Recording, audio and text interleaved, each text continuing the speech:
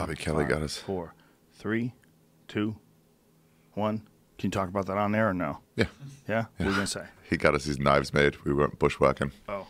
And he got this one guy was like, I want to make you guys knives. So me, Joe Liston, Robert Kelly, like custom knives. Bushwhacking knives, huh? Yeah. Like machete type knives? Yeah, to chop up some wood. Oh. Fucking What were you guys doing? Out camping, hiking, and then hiking like 4 hours to a campsite. And Bobby camping. Kelly loves fly fishing, right? Isn't he a big fly fisher? Yeah. He maybe he likes doing shit that his body shouldn't allow him to do. Yeah, it's You know, I crazy. knew him when he was skinny. That's nuts. I see that video, that picture of him, the headshot, the comedy seller. I'm like, that's that guy. Dude, he was like my size. He was like a normal sized person. It's nuts to me. It is nuts. Yeah. When I met him, we were working together. Yeah. And he lived in a home with special needs kids. And he would like take care of them. He was like a counselor or some sort of a teacher or something like with special needs kids. And he was totally normal size. Wow. Like you would see him like let me compare him to somebody. He's a fat fuck now. I haven't seen him in a long time. I mean, let me just trash him for a minute about his being overweight. I'm sad because I really like that guy. He's a sweetheart. Yeah, well, enjoy him while you can.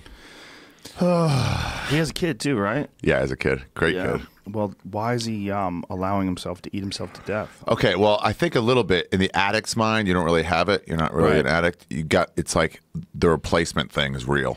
You got to replace one with the other. What was his addict before? I think coke and booze. Yeah, that's a thing, man. That's a real thing. And so now it's food. Every time he tries to get in shape, he does a month, and then like it falls off a day, and then just keeps falling off. Mm-hmm. He's fatter than ever now. Yeah, I saw a photo from that cruise that Bert went on with him. And I was like, oh, God. Yeah, they couldn't let him go anywhere but the middle of the boat. Otherwise, it would, like, tip. They said. That's crazy. Sharks and shit were circling? Yeah. They're like, come to this side. Come to this side, Bobby. We have a chance to eat all those. Well, you can't be on a boat with those fucking buffets, too, man. Those buffets are brutal. I gained 12 pounds on a week on the Joker's cruise last year. I believe it. Oh. Yeah, buffets are rough, man. Last time I was in Vegas, I ate that at the buffet. And I mean, they're great. I ate crepes, all kinds of shit I should never eat. I'll go for thirds. Sure. Yeah, that's right. why That's not? a small portion. Fried chicken and waffles. And it's like your friends go, you want to eat? I'm like, nah, I just ate like 4 hours ago. Like, well, come sit with us. You're like, okay. And you're like, I can saw some fries. I'll go get us some cupcakes. Some cupcakes.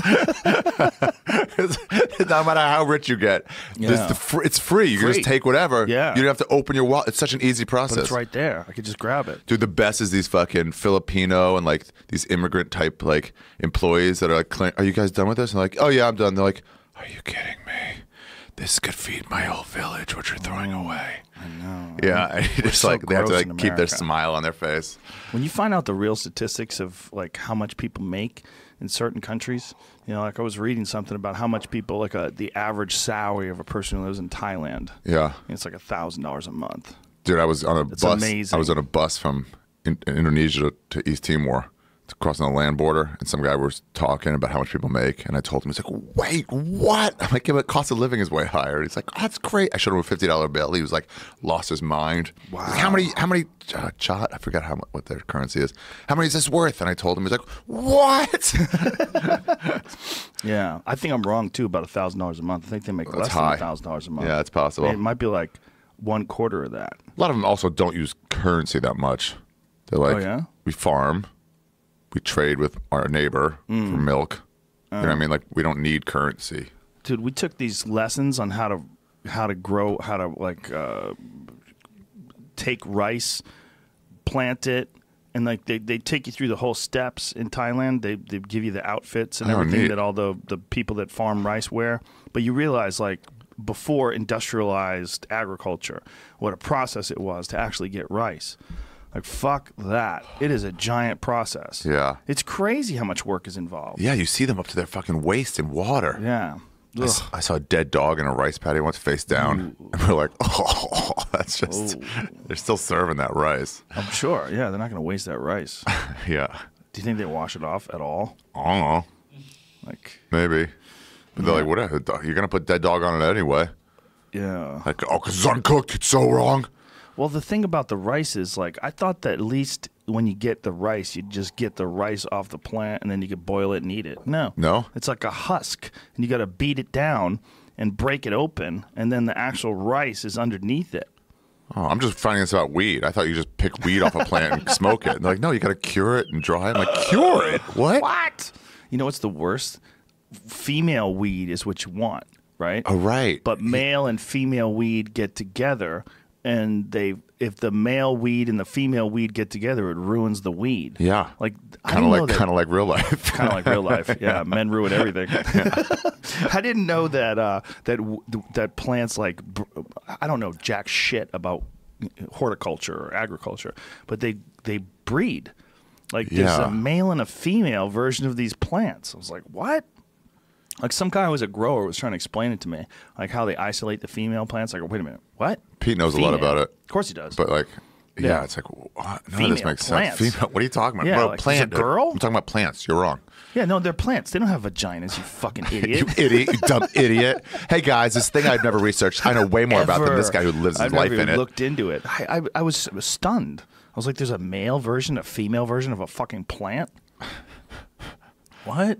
Yeah. Dude, the more I've researched plants, because I had on this guy who's fascinating, man. You should really, if you can get him on your podcast. That's the guy who Paul Stamets. Yeah, I heard him on NPR. Oh, you should have him on. Yeah, I'll hook you guys up. Okay, you would love it, especially when he finds out that you invented Shroomfest. You know, he would love you. Yeah, but when he was explaining to me the system through which plants exchange nutrients and information with fungi, and that fungi, fungi actually supply these plants with certain nutrients, and there's like an information network of these mycelium that's underneath the ground. Weird. That's how it is. I've heard about this, how like what trees will do is communicate with each other. Where one tree's dying, they'll send nutrients to the other. I guess through fungi mycelium. is the context or whatever. Dude, it's fucking bananas. Wow. Yeah, and it all underneath the ground. I mean, underneath the ground is this whole almost like information exchanging network of fungi. Wow, and they're like, this one needs help. Yeah, man. They know when others need more resources. They have like a socialist network of allocation of resources. Strange. It's fucking crazy. And they communicate with each other when they're being eaten. What do you mean? Please help me. They know. They know that other ones are being eaten, and they'll change their flavor profile. They actually make their leaves more bitter to avoid predation. Because like someone's here eating them, fucking put up your defenses. It's so crazy that you can have the sound of caterpillars chewing leaves. You could play it like on a recording next to a plant, and that plant will change its flavor profile. Wow. Yeah, they become so disgusting that giraffes won't eat them, and they'll starve to death.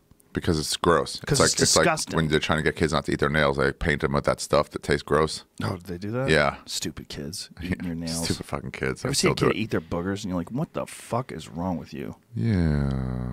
You eat your boogers? All the time, bro. Still? What are you going to do with them? What are you going to do with them? You fucking throw them away. Throw them away. It's a trash receptacle for boogers? Oh, God. You put them in a tissue, and you be gone with them. You don't eat your boogers, you savage. And you'll run out of boogers. Well, okay. You do what you got to do. I have one of these JRE shirts. Oh, I have this one actually in my house. Oh, nice. I got one of your crazy mushroom shirts. Which tour was that from? The Do Mushrooms tour. I think it was 2 specials ago, not the last one. There was that one, and then there was the other one with you, where your tongue open with a. That's the 2012. That's a 2012 shirt. 2012 shirt. Yeah, that's the coolest shirt. I might now bring those back since I fucked up and didn't do a shirt this year. You should bring that back just to sell it. You should just sell it. Period. It's a cool one. Yeah. I like the idea of going like because Iron Maiden had that with like a shirt per year. Yeah. You can show it off at the next Iron Maiden concert, but that means you had to be at that concert, otherwise you're fucked. That's the one. That's my favorite one. Yeah. I got that one. And the hot black chick on top. Ted Park did that. That's the guy who did the Korean Zombie shirt. Oh, really? Yeah. Damn, he's good. He is good. That's a great fucking shirt, man. Yeah. And your eyes look sufficiently whacked out. Yeah. People are like, why is Mark Maron in his shirt? That's not Mark Maron. Or the guy from Grateful Dead. Imagine if Mark Maron went the other way. Super drugged out? Yeah. He gave up on sobriety and just went all mushrooms. Just totally the other way. How's sobriety going, Mark? Oh, good you should ask. I bailed. Put this on your tongue and then let's years, talk. I realized, what the fuck am I doing avoiding all the best parts of life? Yeah, that's teaching me, this Sober October thing is teaching me a lot. Dude, my bartender last night, I went to O'Neill's wedding, Ryan O'Neill's wedding. And I was like, do you have any, it's at a brewery. Right. And I was like, do you have any non-alcoholic beer? Like I was saying, like it helps us social, because socially it's like, fuck, everyone's drinking, you know? And he goes, yeah. He goes, sober October? And I'm like, yeah. But he didn't know it. A lot of people know this contest, but he was just like, I'm doing it too. Did you know about it before last year? No, because we were going to do it earlier or later, but then Bert had an Australia thing. I'm like, there's no way you're doing it in Australia. You can't be sober in Australia, and you can't be sober for the Joker's cruise. Right. And that was November, I think first week of November or something.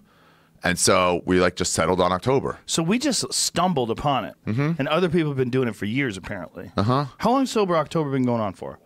A long time? Yeah. Jamie says a long time off mic because he doesn't realize we're podcasting. For sure, a while. There. Oh, who's that? Oh, what's that sound in the God? distance? Yeah, it's apparently been going on for a long time. This guy was doing it. Completely lucked into it. Dude, I was at the Jets game. Somebody sent me a beer, and I was like, "What?" And then I turned, and I was like, "Oh, I can't." And the guy's like, "I was trying to catch you." Some dude from the stands. Diaz thinks Bert's drinking. He does. Wow. Yeah. Really? He goes, "I think Bert's drinking." He goes, "I saw him the other day. He looked guilty." He tucked his head down, wasn't looking at me. I think he's drinking Joe Rogan. Oh, I've wanted to so bad. I actually needed a break this time. I went to sushi. I told you I went to sushi, and I was like, oh yeah, get a nice cold Asahi. That would be. Fuck! It's October. God damn it. It's like it makes you realize now it's not just casually drinking, that there's moments where booze really does go well with an experience. Oh yeah, steak and a nice glass of red wine. Oh yes. Yeah. November 5th, son. We're going off. November 5th, we're going off. 5th. That's when we're going to do the recap podcast. We're all going off. So Ari and I have been battling for first place recently until today when Tom Segura snuck into second place with his 400-plus points today. That really puts a pressure on me. It really has hurt me to not. I finally joined a gym because of this. I have to. Blink. It's a small gym, but it's like right near it's 7-minute walk from my apartment. So I can pass on the way home from the cellar. I can get a workout in right then if I want. That's good. Yeah. It's 24 hours? 24 hours weekdays. New York has a crazy fucking life. There's a crazy life in New York. Everything's 24. There's so many 24-hour things. Restaurants, pool halls. Yeah, I passed by that place we went a bunch of times. Which place? All the time, actually. Amsterdam? Amsterdam. Yeah, that place is always there. That place is only up until 2. Oh, really? Yeah, but it's still pretty late. There's a few real sketchy joints that are 24 hours. But if you go in there, you'll get a bunch of creeps that want to gamble with you, and they look like they're cracked Oh, fellas, out. I'm good. I'm just trying to hit some balls. Yeah. Trying to take my mind off things. Yeah, they're cracked out, trying to hustle. There's very little of that anymore, though. New York is cleaned up for the worse or the better. I mean hustling, pool hustling. It's just kind of died. Really? Yeah, so it's like pool's dead. They have like leagues now. Yeah. You know? Yeah, it's like, well, I mean, that's good. I'm just happy if people play. It's a fun thing to play, but it's dead in terms of like the way it used to be in Manhattan, where there was just gambling everywhere. You know, at the turn of the century, there was 1,000 pool halls in New York City. What? Yeah, 1900s, the early 1900s. Did you ever see the pool tables like outside in Thailand when you were there? No, I didn't, but I hear in the Philippines it's crazy. Yeah, and it's just like there'll be some like an awning or something, or I just did see like one. set up kind of like people who go tailgating, those kind of tents, and it'll be under that, and you can just pull over and be like, play, and they'll be like, white guy for sure, let's play. No gambling, just like having a fun time. Really? Oh yeah. Yeah, I saw one in Chiang Mai in that downtown marketplace area. Mm-hmm. Yeah.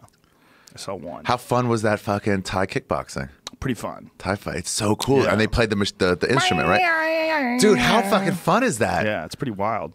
I've been to those out here where they play it, but Americans get real bored with the Y Crew, the dance they do. Yeah, they do a dance for their own dojo. Yeah, well, they do. Everybody does it, and there's a real logic behind it. The logic is that you warm up and that you relax yourself. Okay, I can see that. Because you're kind of performing in front of all these people. Going through these dance moves and like down. And also people are staring at you, so it kind of wears off your nerves. Yeah. There's a reality to that.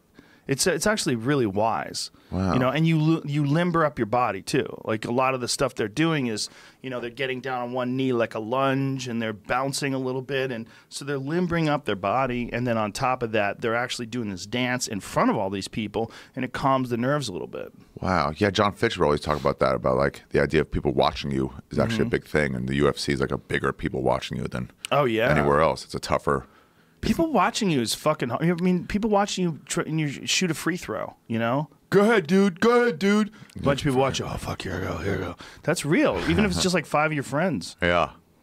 Yeah. Pressure. Pressure's fucking real, man. I mean, that's what everybody's most terrified about what we do. Public speaking. I had somebody, we were giving a talk on Shakespeare or something. It was a group project. We each had to write one paragraph. We wrote 3 paragraphs. Each one of us read one. So I think I read mine, just reading it off of paper. No one's paying attention. This next lady's like, and then later Shakespeare had the time on his wife, and I was just looking at her like, what the fuck? And the teacher's like, oh, okay, it's all right. Let's somebody else read. And I was like, what the fuck is wrong with you? It's crazy. It's way before I was a stand-up, but like, yeah, it didn't make any sense. I used to panic when I would talk to bank tellers. What? Yeah, I used to go to a bank teller. I'd get super nervous right before I'd have to talk to a bank teller. Why? I don't know. Yeah, there's no reason for it. Well, when I was a kid, I really felt like a loser.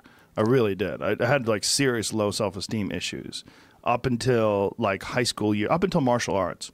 And then once I started doing martial arts and getting really good at it and then teaching, it kind of calmed me down. Experience. Yeah. And then it kind of like was, believe it or not, almost like a natural path to stand up. But I remember before that being very awkward talking to people, like very nervous talking to people I didn't know. You know, I just didn't feel like. I still get that where I'm like, I don't know how to talk. You're a stranger. I don't know how to talk to you. Yeah, I know, right? Especially if it's an odd thing, and you know, it's worse when they know you too, and they ask you questions that are so broad. What's Joey Diaz like? Oh, like, boy, what's he like? Yeah, that's hard. That's hard. Hey man, I got to ask you a question. What should I do for a living? Yeah. What? Okay. Trying to get my shit together. Oh, okay. Fire truck operator. Yeah. You should make ladders. Yeah. Like, wow. I don't know anything about you. What are you talking about? You know, you used to be a carpenter, but I don't want to do it anymore. Okay. I'm thinking of doing stand-up. Should I do it? Like, definitely. I don't know. Go for it. Whatever you want. I say go for it. Sure. I guess. If you want to do it, do it. Yeah, like, but everything is like that. But if it doesn't work out, don't get mad at me. Don't get mad at me. It's like, no, I'm not being responsible for this. Hey, bro, you told me to become a fighter. Now I'm all fucked up. You told me to do jiu-jitsu. I got a broken arm now, bro. Who's going to fix this? Huh? Huh? You, bro. That's the answer. You, motherfucker. Fix that shit. Go get it fixed. Yeah. I was talking to a friend of mine who, I don't want to name his name because he's got a pretty significant injury. And we were talking about his injury. Yeah. And it's fucking bad, man.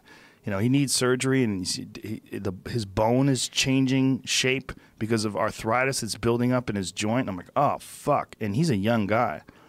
And it just makes you realize, like, the fucking punishment these guys are putting on their body. And that's, like, totally below the surface. Like, that people don't know. It's behind the curtain. Yeah. No one knows about it. And they've got like these devastating injuries that they're fighting off and then competing against world-class fighters. With injuries. With these torn ligaments and fucked up joints. It's like what you're talking about with Tony Ferguson. He's like, he doesn't look comfortable on that leg. No. And he's like, yeah, he wasn't. You know what? He went 6 months from catastrophic knee injury where the bone literally separated from the ligament. The ligament tore off the bone. Oh. Did you ever see the picture of his surgery? Oh, Jamie, pull that shit up. Pull that up. Pull that shit up, Jamie. It's a crazy surgery because I'm not exaggerating, it might be a 12-inch scar. It's enormous. Wow. It's like that big, and it's all jagged and shit, and it's just, he ripped it apart. They had to open him up like a trout. How did he fight again in 12 months? Not even. 6 months. 6 months, I mean, yeah. Insane. I don't understand how that guy doesn't clearly get the title shot. He does. He does. We should talk about that. Look at that. Wow. That's crazy. And the thing is, that was just from a trip. He just tripped. Wow. Fucking bananas, man. Ew. Yeah. What's the second image, Jamie? It's a different angle. Oh, the other side. Yeah. Okay. Way worse angle. Yeah. Yeah. The extent of that injury, the fact that he came back in 6 months, and what's really interesting is he came back in 6 months. He didn't spar, apparently. Really? I need to talk to him about this, and I'm going to have him on with Eddie.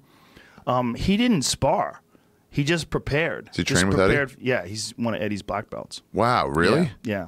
Damn. I believe he's a black belt. He should be. I think he is. I'm pretty sure he's good at fighting. I'm pretty sure Eddie gave him his black belt after he submitted Kevin Lee. He did, yeah. Yeah, he's 10th Planet guy. Wow, that's pretty cool. It's pretty badass. He's got a nasty Darce choke. Probably yeah, he should clearly get the title shot. It doesn't make sense to me. Even that when he came back, He shouldn't have even gotten stripped. In hindsight, I agree 100%. and then it's like you have Khabib, who's the title holder, fair and square, I guess, but like you never beat the champion. Well, he's more of a legit title holder, in my opinion, than Khabib was before Conor, because he beat Al Iaquinta, who wasn't even supposed to be fighting for the title, whereas Kevin Lee is a way more like. Who did Ferguson get it from? Well, Ferguson fought Kevin Lee for the interim title. Oh, because Conor left it. But Kevin Lee prepared for Tony Ferguson. They met. They fought for the interim title. And Kevin Lee is like a top contender. Right. Whereas Al Iaquinta is like... He's a fucking tough guy, obviously. He went 5 rounds with Khabib. Conor couldn't go 5 rounds with Khabib. And he put up resistance. It was a good fight. But he would never have been given a title shot. No. Maybe in the future. He was never in that discussion. Well, he's fighting Kevin Lee. If he beats Kevin Lee, that's the next fight. Then maybe he'll get the rematch. Look, Al Iaquinta is fucking legit. He's very legit. He's underrated, like really underrated, in my opinion. Yeah. I think the way he got up from Khabib taking him down, nobody's been able to do that.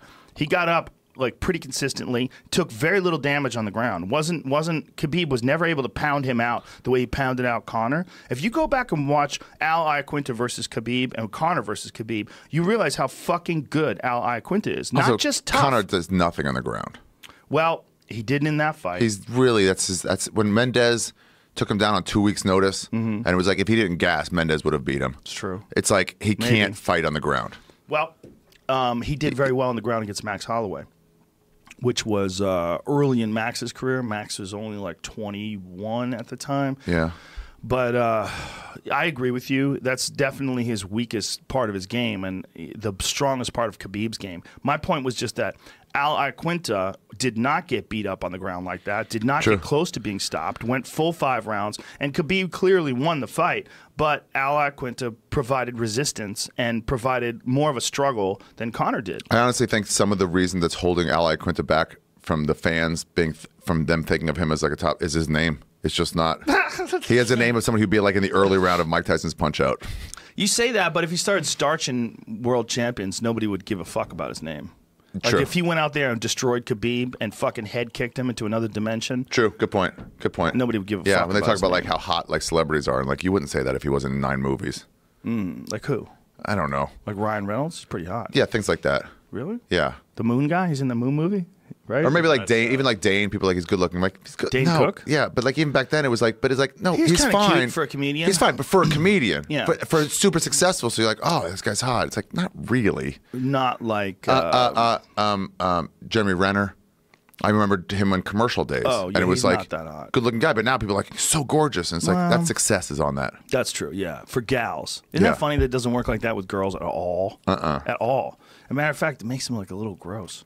What if they're hot, if they're more successful? Yeah, like nah. Super successful and not that good looking. Like ew. It works the opposite if they're gross looking and then they get successful. Like Joan Jett, like I'll fuck Joan Jett now. Oh, Joan Jett's hot, man. Yeah, Joan Jett's always been hot, but in a like PJ Harvey, these women without their fame are like, get away from me. Really? We're talking. Joan Jett? Yeah, man. I love rock and roll. Yeah. Put another dime in the jukebox, baby. Yeah, but really? Get out of here. Go put a dime in the jukebox. You're disgusting. Wow. I disagree strongly. I'm saying it's only because of her fame. No, she's great. I always thought she was hot. I know you did. But when I was in high school. Yeah. Well, she was hot when I was in high school. Like, Joan Jett's probably 155 years old. Yeah, she's playing like Dewey Beach next week. She's at the Canyon Club. What does she look like now? She looks like, okay. Well, that's a little older. That's an issue. That's that's Sharon Osbourne. Yeah. I think you got the wrong photo. No, that's her. I know, I'm joking. I was like, wait, what? At first I thought you said you looked like her. And then I'm like, no, that is her. Yeah. Well, you know, fucking Father Time fucks us all in the ass. God damn it, Father Time. Yeah. Anyway, the reason I want to come on here. Talk MMA. Yeah, it's because I've had this unique experience that a lot of people, like I mention it sometimes, and they're like, oh, you've been to a UFC? I'm like, dude, I've been to like 50 of them. And they're like, how? And it was just this cool thing where I guess in your contract early on, you got this deal, you get a free companion flight and a free companion hotel. And then you started inviting us, and then we started doing comedy shows on Friday night after the weigh-ins, and then it became like a thing. Yeah.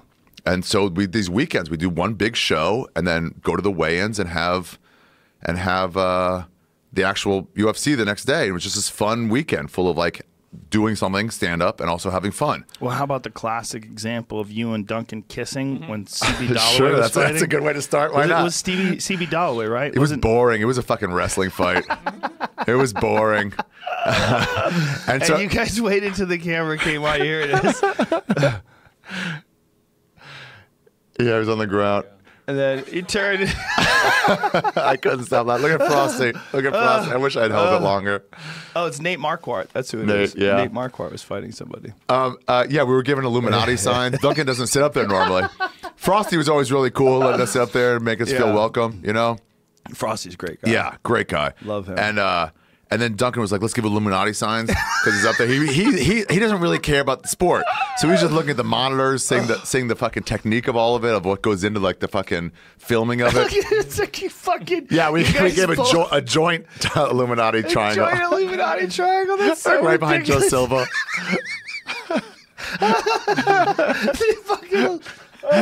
And people, the really, really dumb people, they think you guys are really in the Illuminati. Duncan has that. People have been saying, like, you're in the Illuminati. I know you are. Dude. You and Rogan. I get people all the time saying I'm in the CIA.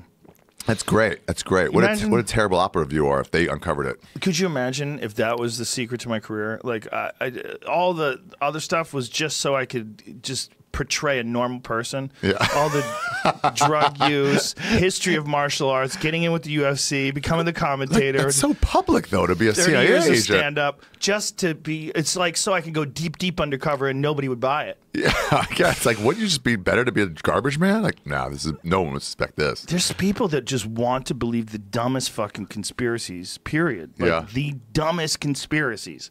Like, there was some fucking guy, one of those InfoWars guy, that was promoting something recently that Hillary was 50% reptilian. 50%? I've heard 30% I can believe, but 50? 50's a lot. Full half? Yeah, see if you can find that. Someone said she has 50% reptilian blood. Well, you know, that was a David Icke thing for the longest time. The reptilians. Yeah, remember he was saying, he won't talk about that now, apparently. He gets angry when people bring up reptilians because it's embarrassing. Because he was like, I shouldn't have believed that. Yeah, but it's a fucking foolhardy. Well, and then he became way more mainstream, and then the internet came along, and then people were like, hey, nothing's gone you forever. Remember that fucking reptilian thing? That's the craziest shit of all time. He needs to have an answer for that. Yeah. Either, oh yeah, I was just making that up for whatever, when I was back in the early days of internet. Or I believed it. Right. Or like, I believed it, now I realize how crazy that was. Yeah. Yeah, you can say that. But now, like, don't bring it up. Yeah. There's, I mean, look, there's real conspiracy. You know that that story about that journalist that was killed by the Saudis this week? Uh-huh. That's real. That he was killed? Yeah, they finally admitted that they killed him. The Saudis did? Yeah. They said that they killed him in a fight. Which is, if you see the guy, you're like, this guy's not fighting anyone. Yeah.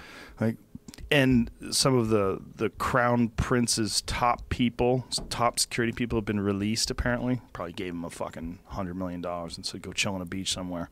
Wow. You know, somebody said one of them, too, was like, died in a car accident this week, quote unquote. They kill a lot of journalists, man. No, not a journalist. I mean, one of his. InfoWars Real News Twitter banned after MSM outcry over Hillary satire. So it was a satire piece? Yeah, I just found the piece, and I was like, there's no way that this is real. They thought it was satire? I don't know who did. But Can I just tell you about Hillary Clinton releases DNA test proving she's only half lizard person. Only half lizard. Like she released it to clear her name? Did you know Elizabeth Warren released that thing that says that she's got actual Native American blood, but it's literally like 1/100,024th fucking million trillionth? Wow. She has like the smallest amount of... Did you see what Ben Shapiro tweeted about that? What'd he say? Oh, fuck. Jamie, try to find like it. Your great-great-great-great-great-grandfather. Yeah, but... And then it was something else, but I forget what it was. We'll see if we could find it. Yeah. But I think I'm 1.6% African.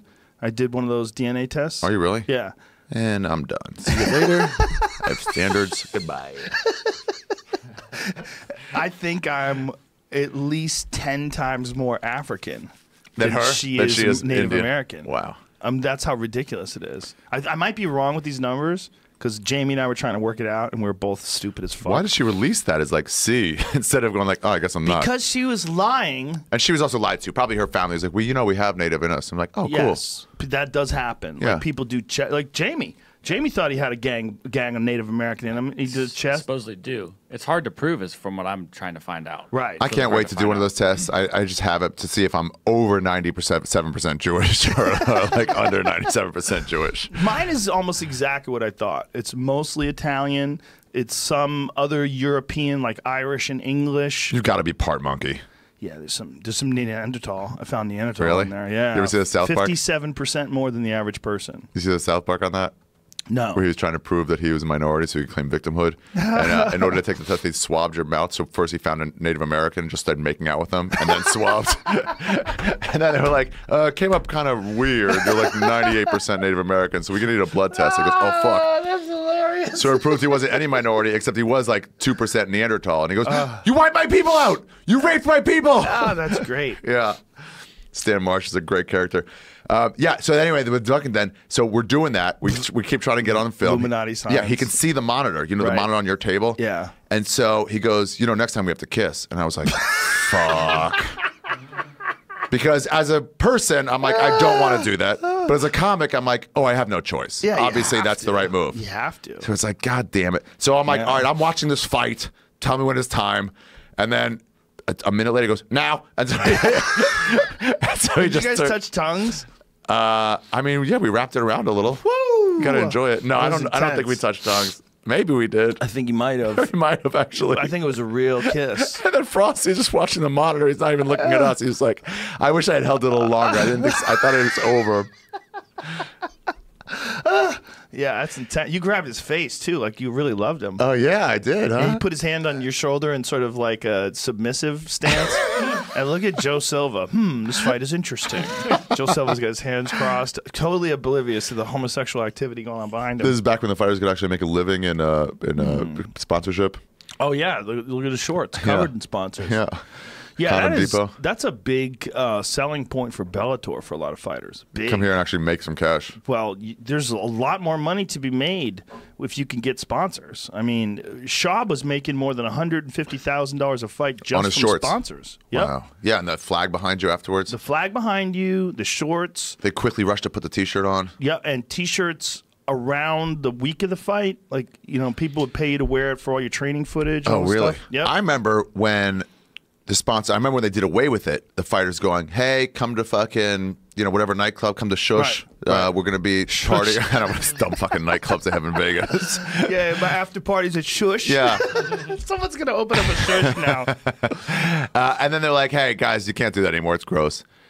I think that came out of the time, by the way. I remember one of the earlier ones in Sacramento. I got to see, luckily, not from when you were in the UFC, but from this middle range to where it is now, of like, all the fighters would stay at the same hotel, and like we'd have the after party there. Yeah, we'd all hang out. Yeah, 4 or 5 fans would show up who knew about it, but generally it was just a way you can drink with Keith Jardine and all these guys. Those are and great times. Great times. Yeah. I remember you eventually had to make the decision like I can't be here anymore. It's become overrun with fans. But for a while, it was awesome. Yeah, the ring car girls would hang. Two things changed. One, cell phones with cameras. Pictures all the time. That changed. Because it used to be people just wanted to say hi. Then it was everyone had a phone out, and they all wanted to take a photo, and they would wait for you in the elevator bank. So you would get out of the elevator, and there would be 50 people there, and you couldn't go anywhere. You were always so late to the event. You're like, I have to go. Yeah, I should have left 20 minutes ago. What about the fans? I'm like, I'm doing my job. Yeah, I'm going to do it for 1 million fans, so yeah. you 4 don't really matter as much. I'm running to the fucking weigh-ins. These guys are starving to death right now, and I got to get there. I can't be late for the weigh-ins. It's televised. No. People would get so angry if you didn't take their photo. But it was such good times. I remember in Sacramento, there was a hotel bar that we were all at, and it was like, this is fucking awesome. Yeah. Hanging out casually. You happen to get into conversations with fighters. Yep. Yeah. Trainers, Delagrati, people like that. You just talk. Yeah, it completely changed. It completely changed 2005 is really when it changed, because that's when The Ultimate Fighter came on. And when The Ultimate Fighter took off and the sport became much bigger. Like almost within a year, it was like significantly bigger. And then it kept going. And then 2000, like, what was the iPhone? 2007? 6-ish. That's when shit really changed with the cameras on the phones, man. From then to 8, 9, and then I was like, I can't do this anymore. I have to, because we would do shows. I remember you were like, I got to go to Dana's hotel. Well, there was no way. It was just too crazy. It's like you would get stalked coming into the hotel. You get stalked leaving the hotel. People would find your door and knock on your door. But it wasn't like that, and it was so fun. It was so fun. Yeah, we were there in the fucking salad days. I remember you doing the weigh-ins once in, I believe, Fort Lauderdale. And we were walking to there with the tap out guys. Yeah. I remember Scrape telling me, Scrape and Mass saying, like, we found it. This is before the iPhone, actually, because he was like, we found a way to crank text people. What you do is you put in 10 different contacts of a text, all the same number. And you say, hey, how you doing? And then they would just get 10 individual texts. And so you just keep doing that. Oh, that's so fucking stupid. Yeah, they would take pictures of people. But I remember you doing the weigh-ins and going, and it was, back then it was only the camp showed up. Yeah, it was small. Yeah. It was just in a like a hall, you know, not a hallway, but like a banquet hall. And you go, Ari, I almost brought you up. I was like, oh, I wish you would have, dude. That's right. I was going to bring you on stage. I was like, oh, I would have for sure gotten naked. Ari Shaffir! And nobody would have stopped that. No. They would have been like, ha, ha, ha. I would have gone up there, weighed in. Like, well, a lot of the stuff, like, imagine if the UFC was going to hire me today. Yeah. And then they like watched one episode of the podcast of us getting fucked up. We need you to clean it up a little bit. Yeah.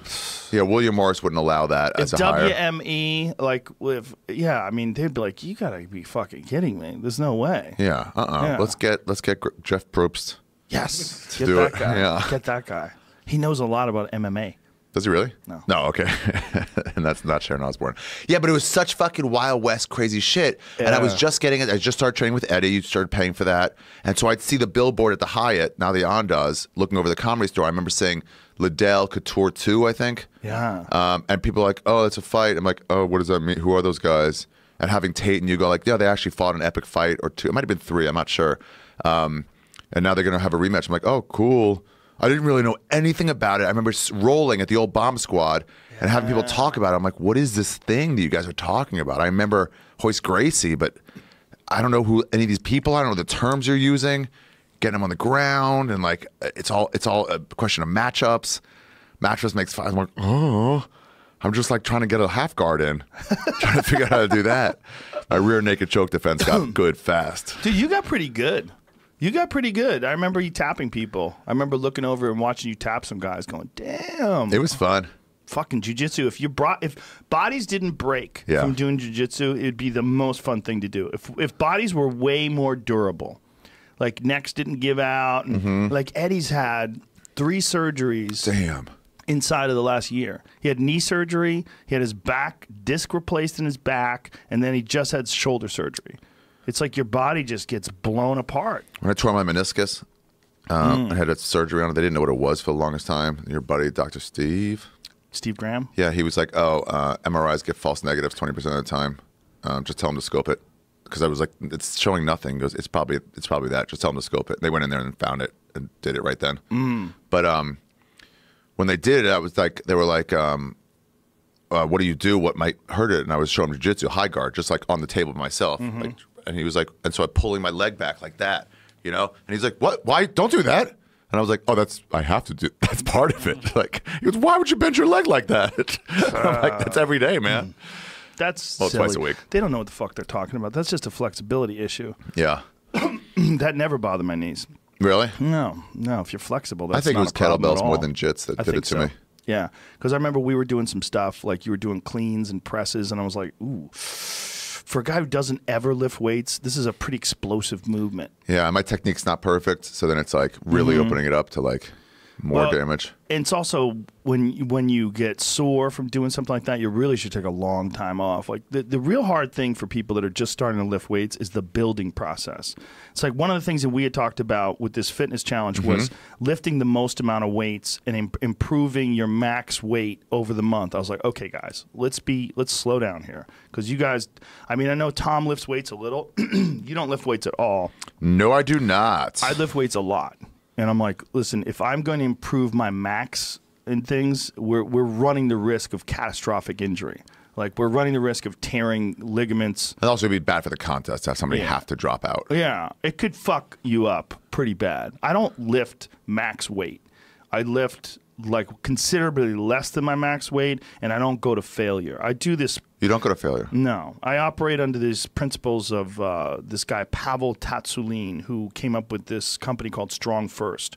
And what the idea is you do less, like say if I can do a 70-pound kettlebell and I can press it over my head 15 times. I don't do 15 times. I do 6, 5 or 6. And then I put it down and I leave it alone for like 10 minutes. And then I come back and I do another 5.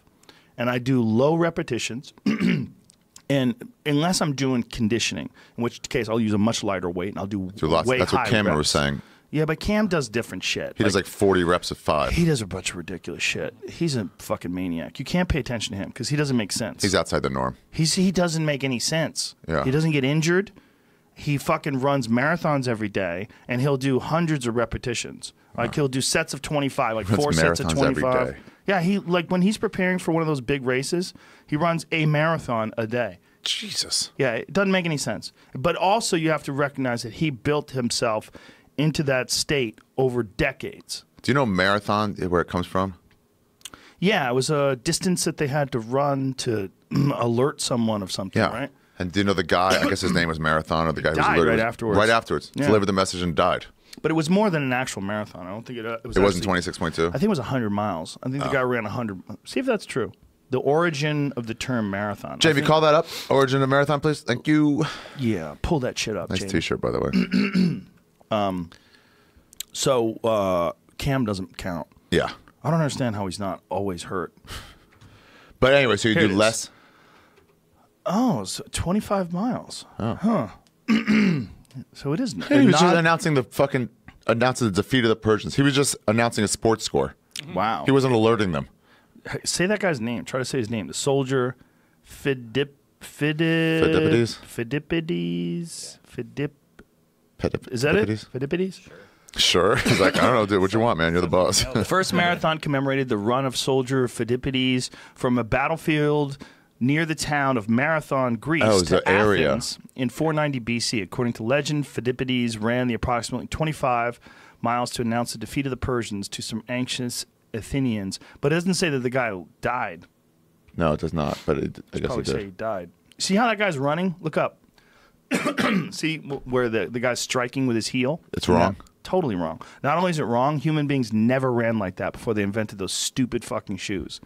I heard you say that before when you're talking about the goat shoes. So I try to like lead with my Yeah. not sole. What is it? Your ball, your foot. Ball of my foot, yeah. That's how you're supposed to lean forward more. Yeah. And when you lean forward more, you strike down and you almost hit with your foot flat. But what you never want to do is run like that asshole, heel down. That's how people destroy their knees running. And that was all created by Nike. Nike created that Really? The stupid bubble? fat heel shoe because, to give you more cushioning. But it's just the mechanics of it are totally wrong. If you ever watch little kids run, they run ball of the foot first. That's natural. That's how you're supposed to naturally run. Your foot is literally designed as a shock absorber. I run with those minimalist shoes. My shoes have zero cushioning, zero. So I'm running mountains and hills and shit like that. Even when I hunted elk last week, see these guys? Oh yeah, right on the ball. They do both. But but the black ones, the real dark black ones who are good. They run barefoot, those fucking guys. But these guys they're landing flat. Straight but down. they have a lot of cushioning on these shoes. You have to realize. Like some of these guys are landing heel. That guy in the back guy- is landing yeah, heel first. And that's because of those goddamn shoes. If you didn't have shoes like that, there's no fucking way. That guy's all heel. See that last guy? That guy's all heel. You would Yeah. never run like that. It's against the mechanics of the human knee. Hold it. Go back to that. What is that video that just come up? It's the elite. What was that video that was just coming up That was next? about to come up next. Said Candace. Running Cadence. Oh, Cadence. Okay. That video, like that's the only reason that people are running like that is because of the invention of those shoes. I mean, you run quite a bit, right? So I've seen the reason I looked for that is because I've seen a video from the Olympics. I think it was last year where they were showing long distance runners, and all of them had a different stride. Some were running ball foot or first. Some were running heel first. The winner, it was different. I mean, it also goes to all their bodies are different. They have different. Well, you can run heel first with those shoes, and you can get away with it for a long time. The issue is that's not the way your body's designed, and the only reason why people are running like that is because of those fucking shoes. You know, if you talk to physiologists and people who study anatomy and the loads in the human knee, there's massive loads. There's massive problems with running heel first. It's just not you're not designed like that. I would say though, just as a disclaimer, the biggest problem for most people who are probably listening to it is you don't run at all. Yeah, that too. So go ahead and get up your fucking ass and run, and then figure out the exact right technique later. Remember when we were trying to convince Bert that running on a treadmill is not the same as running? And he was like, no way. And then he tried real running. He was like, oh, it's so much harder. Dude, it is so much harder. Of course, the fucking treadmill's coming towards you. All you have to do is pick your legs up. But you know what's way light for me anyway that I've noticed? What? Running on actual ground versus pavement. Ground is way easier. Oh, way easier. On my joints, I can go longer. It's a give or something. It's like running on a cork. But you can run on pavement, no problem, as long as you run uphill. Oh, really? Yeah. Because then it's toe-toe-toe? Well, it's not just that. There's no pounding when you're running uphill because you're decelerating as you catch yourself and you're pushing off. It's like you're doing lunges. The problem, though, with that is unless you're running in a Dali painting, then it's fucking impossible to keep running uphill. That's a good point. Good reference, too. Yeah. Dali painting. Not many. How many Dali references do you have on this MMA podcast? 0. This is the first one ever. I walk downhill, basically. You welterweight? And then run uphill. Oh, really? Well, I go way slower downhill. It's just dangerous. It's bad for your joints to pound, like going downhill. Like deceleration, like running downhill and catching yourself like that, it's just not good. But the deceleration, like when it's not even deceleration really, but when you run uphill, there's no pounding because you're just reaching that area and then pushing. But it wears you out more, but like your muscles, but you're right, the joints are okay. We were hiking the Alps this year in July, and man, there's uphills where like you really have to push, but the downhills is like you're pushing off. Yeah. And it's like, it just hurts more. It hurts your quads. Yeah. It beats up your knees too. Really beats up your knees. Yeah. I found that elk hunting too, but the painful stuff was the downhill. You're just stopping yourself, and then there's also a lot of sliding. Yeah, and then you almost like got to push your foot sideways to like go down that way. It's almost easier. Yeah, that's why they have such stiff shoes. When those stiff mountaineering shoes, you don't come over the edge. You get an edge, and you can dig that edge into the ground. I got some good like boots for that, and it was like really good. Makes a big difference. I tried hiking with these minimalist shoes this last trip that I was on. I didn't like them. I wasn't a fan. They're fine for running if I'm running on a trail, but for hiking, like the human body is just, we have bitch ass bodies. Yeah. Our also, bodies are so weak. With boots, you want to be able to like walk into a creek without having to worry about like this is going to soak my socks for the next 4 hours. Yep. Yeah. You know? Yeah. Gore-Tex. You want that Gore-Tex lining of your boots. By the way, so after that fight, after that, me and Duncan kissing. Yeah. There was a blog that went up pretty fast that said 2 bored bearded dudes make out of the UFC. And I got a text from a guy. I just got a new phone, a new flippy. And somebody, I didn't know who it was. Somebody texted me like, oh, you two were quite the social media darlings last night, weren't you? And I didn't respond. I didn't know who it was. And then later, I looked through my iMessage to see it was Dana. And I was like, I hope he's not mad. He doesn't give a fuck. I don't think he does, but you never quite know. I know, right? Because you're like, you are a CEO. You know, in addition to being this cool fucking regular dude who curses all the time, you're also a CEO, which is like who I don't normally get along with. Of a gigantic sports organization. Yeah. That guy, it's interesting meeting that guy too. Dana? Having like dinners with him and like casual conversation to listen to like a highly successful person and just how they like normally act once he dropped the guard, you know? It's just interesting. He's like a driven dude, for sure. He's very driven. Yeah. He loves making deals and all the shit that's involved in it. But hearing you guys talk about like the fucking meatheads of Boston fighting and stuff, like the top 2 meatheads finally met. I remember this story he told once, and it was like, whoa. Well, Boston, where Dana came up and where I came up, the sparring was awful. It was he sparred a lot in South Boston, and I sparred in Somerville and in Revere and a couple of these other places. It was everybody would beat the shit out of each other. There was no real sparring. I believe there's only one R in Revere. Revere. Yeah. Revere. Yeah. There was no. You're supposed to spar. Well, there's a lot of debate on this, but most people think you should spar at like 60 to 70% maximum. Everybody sparred 100%. Wow. They went for it. They just fought. Everybody fought. Right. And everybody got brain damage. 100%. That's why Boston's how it is. Either you went to Harvard or you're a dork. And the women aren't the best looking. There was one time when you went on stage. You went on stage. You challenged me. And we said something. It's like one of these things that comics do where you say something like real dark just to your comic friends. And they're like, you should do that on stage. And it's like this challenge of like, oh, right. Ari goes on stage at the Comedy Connection in Faneuil Hall. And he goes, I don't remember the exact wording of it. 50 people. But you were like, the problem with Boston is women are just really not that good looking. and people are like, I love that training. To now I can go after a crowd and just like, hey, you can go with me if you want. I'm being honest. Yeah. You know? That training, yeah. Yeah. The way, and that you can see that in Cat Williams when he's shitting on Michael Jackson when he was still a hero. Yeah. And everyone's like, boo. He goes, fuck you. I have children. Fuck you. He's a molester. Yeah. Yeah. You know, that go right at them. I don't care how you feel. I'm justified in this. Super justified with that. Yeah. I mean, that was just something. So was I. Boston women are disgusting. Even if they're good looking, their voices are garbage. You're wicked funny. Ugh. Oh, fuck me in my pussy, huh? Come on, you fucking queer. But those were fun times too, man, because like when we first started going on the road together, like one of the more fun things was, well, it was really fun hanging out and doing shows, but it was also fun saying like you can't get fired.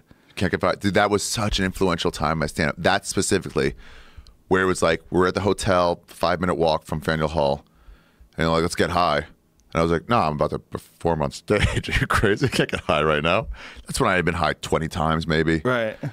And you're like, why? I'm like, because I won't do good. He goes, so? I'm like, what do you mean so? He goes, so? I'm like, but then he goes, you won't get fired. They didn't hire you. You can't play here. It's 450 seats.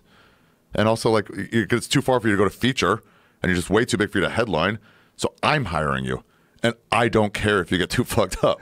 So smoke pot. And I was like, yeah, you're right. I also wanted you to feel free, and that there's these moments when you get high and you go on stage where, and they don't always happen, but there are moments where you take a right turn into Brilliantville. And that right turn doesn't exist sometimes if you're sober. If you're sober, you'll stick to the script. But if you're high, you're like, so what if I did fuck my dog? Yeah. And people are like, oh, let's try it. I don't know. Let's try this for a while. Out of nowhere, you might come up with this premise or this tagline or this thing that comes from you being in this altered state of consciousness. Yeah, and you can't do it, any comic listening, I would not advise you doing it on a big showcase where you have to show like William Marshall material or when you're taping something where it's important. But for workout sets, when really you're just trying to get work out of this. And back then I could get high. Now you and I, we get high for a couple hours, you know, maybe. Then I was high for 9 hours, you know, when I smoked 3 hits. There was no like, so anyway, we had 2 sets that night, or Friday or Saturday night. And the first set was awful. I mean, I forgot what I was saying. I had no idea where I was going. I remember it wasn't that bad. It was bad. No. Parts of it were really fun. Parts of it, okay. But then by the second set, now then you went on for an hour, then we had a half-hour break, and then went on again. By then I had come down a little bit, and the second set was what you were talking about. Free, flowing. You really should get high about an hour and a half before you go on stage. Not like right before. I fucked up and got high right before. That's not wise. What's wise is an hour on your and a way half. down. You already know where it's gone, and now you're coasting. You know what Edgar would do? Matt Edgar would do for a while? He would go on late at the Comedy Store, and he wouldn't get high all day. You know, your first hit of the day is like your biggest one, and cigarette smokers have this too. It's the only time you can get a buzz, that first cigarette, you know? Right. Yeah, but your first weed hit is the biggest one. He wouldn't smoke all day. He'd have a 12:15 a.m. spot. And when they go, hey, Matt, we're lighting Tony, he'd go, cool, run to the main room, smoke a bunch in that 3 minutes, and then go on stage. Woo! Yeah, and he'd be going up and feeling it while he's on. Like, it wouldn't even hit him until he's 2 minutes on. Oh, Jesus. Yeah, he did that for like 6 months. That would be good if you had notes. Yeah. And if you followed what you talked about already.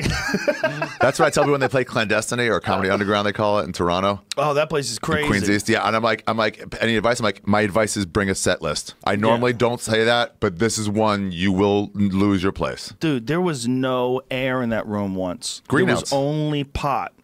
Like, you were breathing pot and exhaling pot. It was all pot. My buddy Manolis, he was like, I don't smoke. And then he's in the back for 20 minutes like, dude, I'm high as shit. Yeah, it's Tripoli wasn't getting high back then. And yes, you are if you stand in there. Yes, you are. He was barbecued. That's when I started to believe secondhand smoke is a real thing. It's fucking Yeah, totally I didn't think real. it was until then. People that don't think it's real, it's great. Remember, we used to mock Tate because Tate didn't want to get high. We would just smoke pot, and Tate would have to stick his head out the window like an ostrich. Like, what the fuck is wrong with you?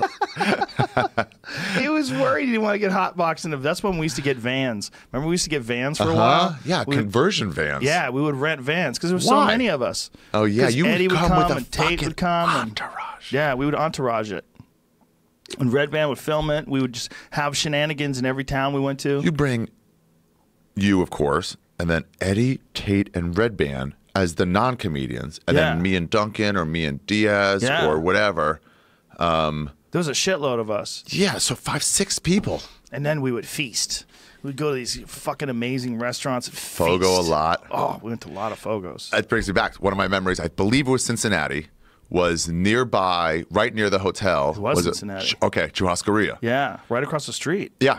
And as we're leaving, fucking newly Botoxed, what's his name? Wanderlei came in. We're like, dude, that's fucking Wanderlei. Yeah. And he was the most fierce pre-game fighter. The way he'd look at you like, I want to kill you for taking this fight. Yeah. Nobody was scarier than him in his prime. Yeah. Crocop was scary because he would just be so calm. Like, I don't care. Let's do this. Well, I hate your blood. Crocop stared him down more than anybody ever stared Wanderlei down. He wouldn't break. Well, Crocop was a straight up killer. Yeah, he was a like, legi- I've he was the murdered head of people the in cold blood. Croatian anti-terrorist squad. They've begged for mercy, Get and the I've showed them fuck none. outta here. And he was a world-class kickboxer. Like, he wasn't afraid of Wanderlei's strike. And he was a heavyweight. And Wanderlei really wasn't a heavyweight. Yeah.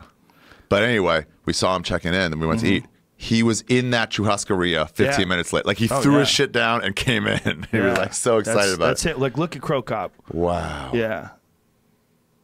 Dude. Nobody stared down Crocop back then. That was when Crocop was at the peak. Look at this Japanese guy going through his routine. He's like, fuck. And I'm pretty sure this was before Crocop really had sort of mastered MMA. He was coming over as a straight kickboxer, and they had different rules for him. The rules for Crocop were like you can only fight on the ground for like 30 seconds. They had really? yeah, and if the fight went to a distance, it would be a draw. Damn. Yeah, because he really didn't have a lot of experience with takedown defense or any MMA fighting back then. And Wanderlei didn't get Botox. He had his face reconstructed because his nose, he had been in so many brawls, his nose had completely flattened where he couldn't breathe out of it, and he had so much scar tissue over his eyes that his eyes were drooping down, so he'd get cut instantly. Any punch that would hit him would open him up like a then he couldn't gash. see. And his nose was completely flat. So they took a chunk of his rib and rebuilt his nose, and he had his nose built big so he could breathe out of it more. And then Yeah. he had all the scar tissue removed from his eyebrows and then pulled back. And according to Dana, I don't know, but Dana's like, he got it done in Brazil on the cheap. And it just like wasn't the, it didn't, they didn't really make him look like Wanderlei. Wow. So he went from Wanderlei Silva. It's like Wanderlei Silva has the most profound facial form change in all of MMA. Damn. Because he went from pretty, if you go back, He's like Sammy Sosa. Wanderlei Silva versus, go to Wanderlei Silva versus Dan Henderson 1 when they first fought in Pride. He was a normal, he was actually pretty good looking guy. Like regular, good-looking guy. And then by the time he left Pride, his face was just smashed in. By the time he fought Chuck Liddell, his face was just smashed in. His nose had been literally flattened Wow. from punches and kicks, and not just from fights, but also from training. The training that he did at Shoot-to-Box in Curitiba was legendary. Yeah, his face was fucked up. Fucked up. That also, okay, would bring me to another thing. We got to go to Brazil one time. Yeah. We didn't do a show that time, but See, that's him versus Dan Henderson. Yeah, pretty the first normal fight. looking. Can make that a little bigger, so you can see. Yeah, super normal looking. Just a normal looking badass.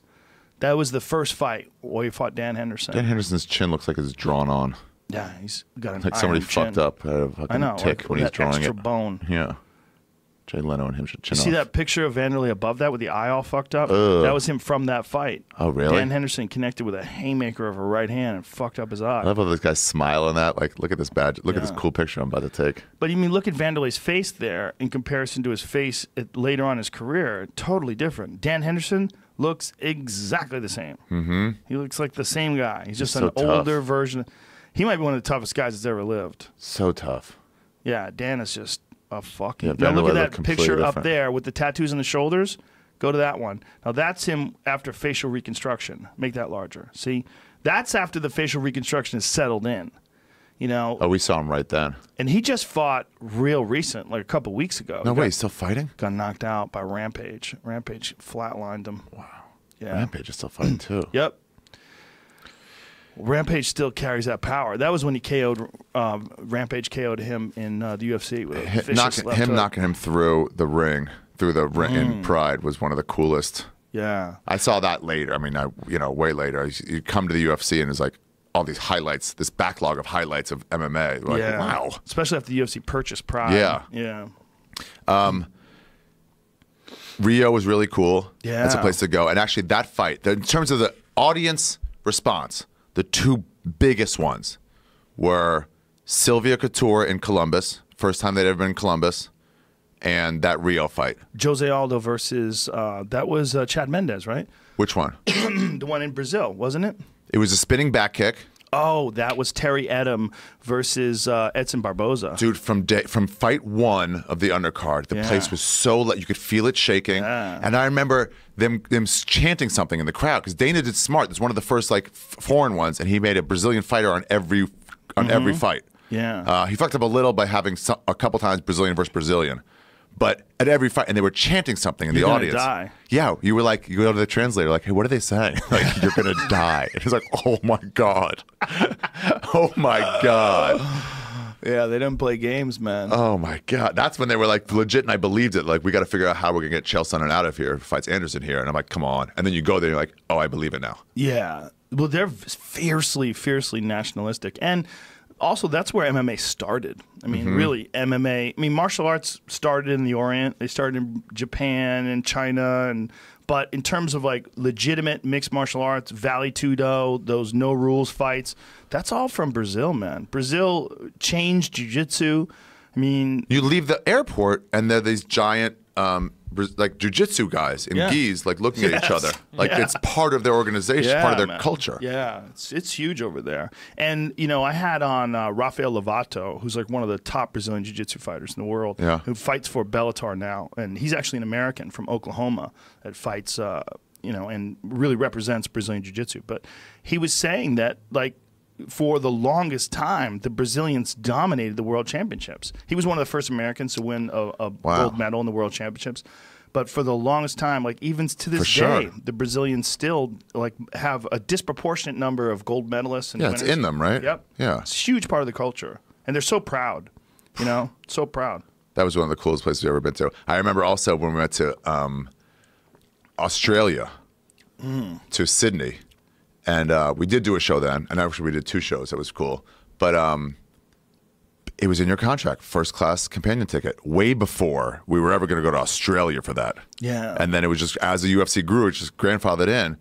And so I remember Dana coming up to me, half joking and half serious, just going, do you know how much your fucking ticket cost? And I'm like, what? $25,000, dude. That's how much I'm paying for you to go to Australia. Yeah, those are good times. Yeah, and I was like, I almost want to be like, bro, put me in coach and give me fucking 12 of that. I could use the money. Let's split the difference, dude. I'll suffer for 14 hours for 12 grand. Shit. Yeah. Yeah. Yeah, those are like apartments. You have like a little apartment. Oh, it was so great. Qantas. Yeah. Segura told me you brought him the year before, and he was like, "Dude, get ready. It's gonna be so good." They give you socks that I jerked off into. And it's fucking, such a fucking grand experience. Yeah, you've been to a lot of fucking UFCs live, man. I went to. Let's just talk about Anderson for a little bit, because I believe my very first UFC was at the Pearl. Yes, at the Palms. And I think it was Anderson versus Chris Lieben. Yes, it was. Fun fight. Yeah. I guess Anderson. It might have been his first fight in the UFC. It was. Okay. And people were like, he's highly touted, but not crazy like he's the best. Just like he's a big... I knew who he was. And I was telling everybody, like, whatever the betting line is, it's off. You told me that on Glover Teixeira. Oh, yeah. You're like, hey, dude, I don't really tell you. Go fucking take money on this. Yeah, put all the money on he was Glover. like early in the undercard. And nobody that knew was him. when Glover fought Kyle Kingsbury. Yeah. And it's just like people don't know. And, you know, Glover... I was like, what's the line? He goes, it doesn't matter, dude. He'll win. He got a rough deal, man, because he couldn't get a visa to fight in the UFC for a long time. Couldn't get out of Brazil, right? For 6 fucking years. For 6 years, Glover had to toil in other countries. Wow. He was one of the best ever. He was fucking phenomenal back then, man. And I think, you know, when we got him in the UFC, it was at the tail end of his greatness, honestly. I mean, I think we never really got a chance to see Glover at his very best in the UFC. It's kind of like a Jackie Robinson. Like, what would his stats would have been if he could have played his whole career, or Ichiro or something like that? He's one of those guys that, I mean, I remember when he fought Sokoju. He fought Sokoju, I think it was in the WEC, in the early days of the WEC when it was in Northern California. Yeah. And yeah. he was Chuck Liddell's sparring partner, and it was one of the rare times that he got to fight in the U.S., and I remember watching him fight, and I would hear about him. I think Hackleman told me about him, too, because he was training with Chuck. And I was like, that guy's a motherfucker. He is so good. He was so solid. And he was, like, you know, training with Hackleman and training with Chuck Liddell in the early days when, you know, they were just savages, man. And he had wrestling, too. That was one thing that a lot of Brazilians didn't have. They were more jiu-jitsu oriented, and he was a wrestler as well. There was Babalu. Babalu had a real good wrestling base, too. Babalu was the first guy I remember making money by leaving the UFC. He was one of the early guys to like, I'll get paid as a UFC vet. I have a name. I'll get paid a bunch off this fucking Chuck fight, you know. I'll get paid a bunch for the rest of my career until everybody started going, and then it's like it wasn't worth that much anymore to be a former UFC guy. Strikeforce opened up. You know, a lot of people realized that there was a legitimate venue, and they were on Showtime. Yeah, Strikeforce was on Showtime. You get seen. Yeah, man. When Kimbo fought there, I mean, all of a sudden it was a big fucking deal. That was Elite XC. Kimbo, the chick that went on to Gina Carano. Gina Carano, and they were like making these people, and that's actually where you've heard about Cyborg. Yep. You know. Yep. Yeah, there was like Elite XC and XC. Yeah, and then you know, and Strikeforce. Those were two legit venues outside the UFC that really kind of, because the UFC wasn't as big back then, right? And then they were pretty legit, and they were more. You could get it. You didn't have to pay-per-view it. Right. You could actually just watch it. Which is what Bellator has going for it too. But now Bellator is on that new thing, DAZN, D-A-Z-N. Do you know what that is? Well, what they're doing is they're splitting. It's like a streaming service. They're splitting half the fights, Bellator on Paramount, which used to be Spike. Now it's Paramount. Half the fights on this DAZN network. But what's crazy is the DAZN network just gave Canelo Alvarez $365 million. They just gave him this giant deal. He's a former fighter, isn't he? No, Canelo just won. Oh, okay. He just beat Triple G. Unconcerned. You're out of boxing. You don't understand boxing. You know when I fully left it? What? We went to your place once, your old house. Me, you, Eddie, I don't know, maybe a couple other people. We were watching some Pride stuff that you DVR'd. Right. And it cut off the last fight because it went long. Oh, that's right. And then we watched boxing. We watched boxing. Boring. And after watching 2 hours of MMA, you see a guy get knocked down and they're just like, get away, let him get up. You're like, what the fuck is this? So much hugging and fucking... Yeah. Boxing sucks. It's great if you watch really good boxers and if you know you're going to go see boxing. Yeah, like right, the Triple G right. Canelo Alvarez fight that happened a couple of weeks ago, it was a really good fight. Yeah? It was a really good fight. I thought Triple G, well, I thought it was a real close fight, but if I was going to give it to someone, I think I would have given it to Triple G. But it was close enough where you can go, okay, this isn't a robbery, but good fight. Real good decisions. Fight. But leg kicks and takedowns, and it just makes fighting more interesting. It's also just way too many fucking, let's see what the judges said. It's like, so nobody really won. This guy just did better. Yeah. Nobody beat a guy. Right. Rarely. I mean, it happens, but just rarely. It happens less. Yeah. The thing about... Pacquiao Mayweather was like, I mean, he could have kept fighting. Right. So what have we decided? Right. Yeah, after 12 rounds, they could have gone 12 That's why more. I like the early Pride, like the early UFC with like Hoist. It's like, yeah, you're going to fight me for 35 minutes. Right. And then we'll see eventually I'll fucking wear you down. Yeah. That's what Nate always says. Like, if this was a war, you'd be dead. Yeah. You know? Yeah. When he's like, I choked you out, that means I would have kept choking you. Yeah. And then just put a fucking, and twisted your neck. Yeah. I mean, if someone came along today and did no time limit fights, I wonder, like, if you had, like, 3 big no time limit fights. Yeah. Like Nate versus Connor, John Jones work on pay-per-view. versus DC, and have just 3 giant fights and have no time limit. Go, fight. It'd be That's very a interesting. Scary thing to go into that kind of a fight. That's a different feeling. Like what Hoist went into in those early days of the UFC. He took a lot of abuse just to get like past guard, and then slow. Like 8 minutes later, he's like so slowly move. He's like, we're not in a rush. It's weird how it changes your fight plan. Yeah. Based on this outside influence. Well, people also have to remember Hoist fought guys that were so much bigger than massive. Them. Like Chemo. Remember when he fought Chemo? And Chemo like was a giant roided up dude and was hitting him with bombs and And Hoist was on his back and finally caught him in an armbar and then couldn't continue. He couldn't fight after that. He was supposed, he was supposed to fight later, and he couldn't fight. He couldn't fight in the next fight. He was just too bad. Oh, that's when they had tournaments, right? Mm-hmm. Yeah, crazy that they could fight twice in a night. They were 3 times in a night. Yeah, yeah. Look that's at this. nutty. Look how young Big John looks. Oh my gosh. Jesus Christ. He's not even growing facial hair. There's Chemo.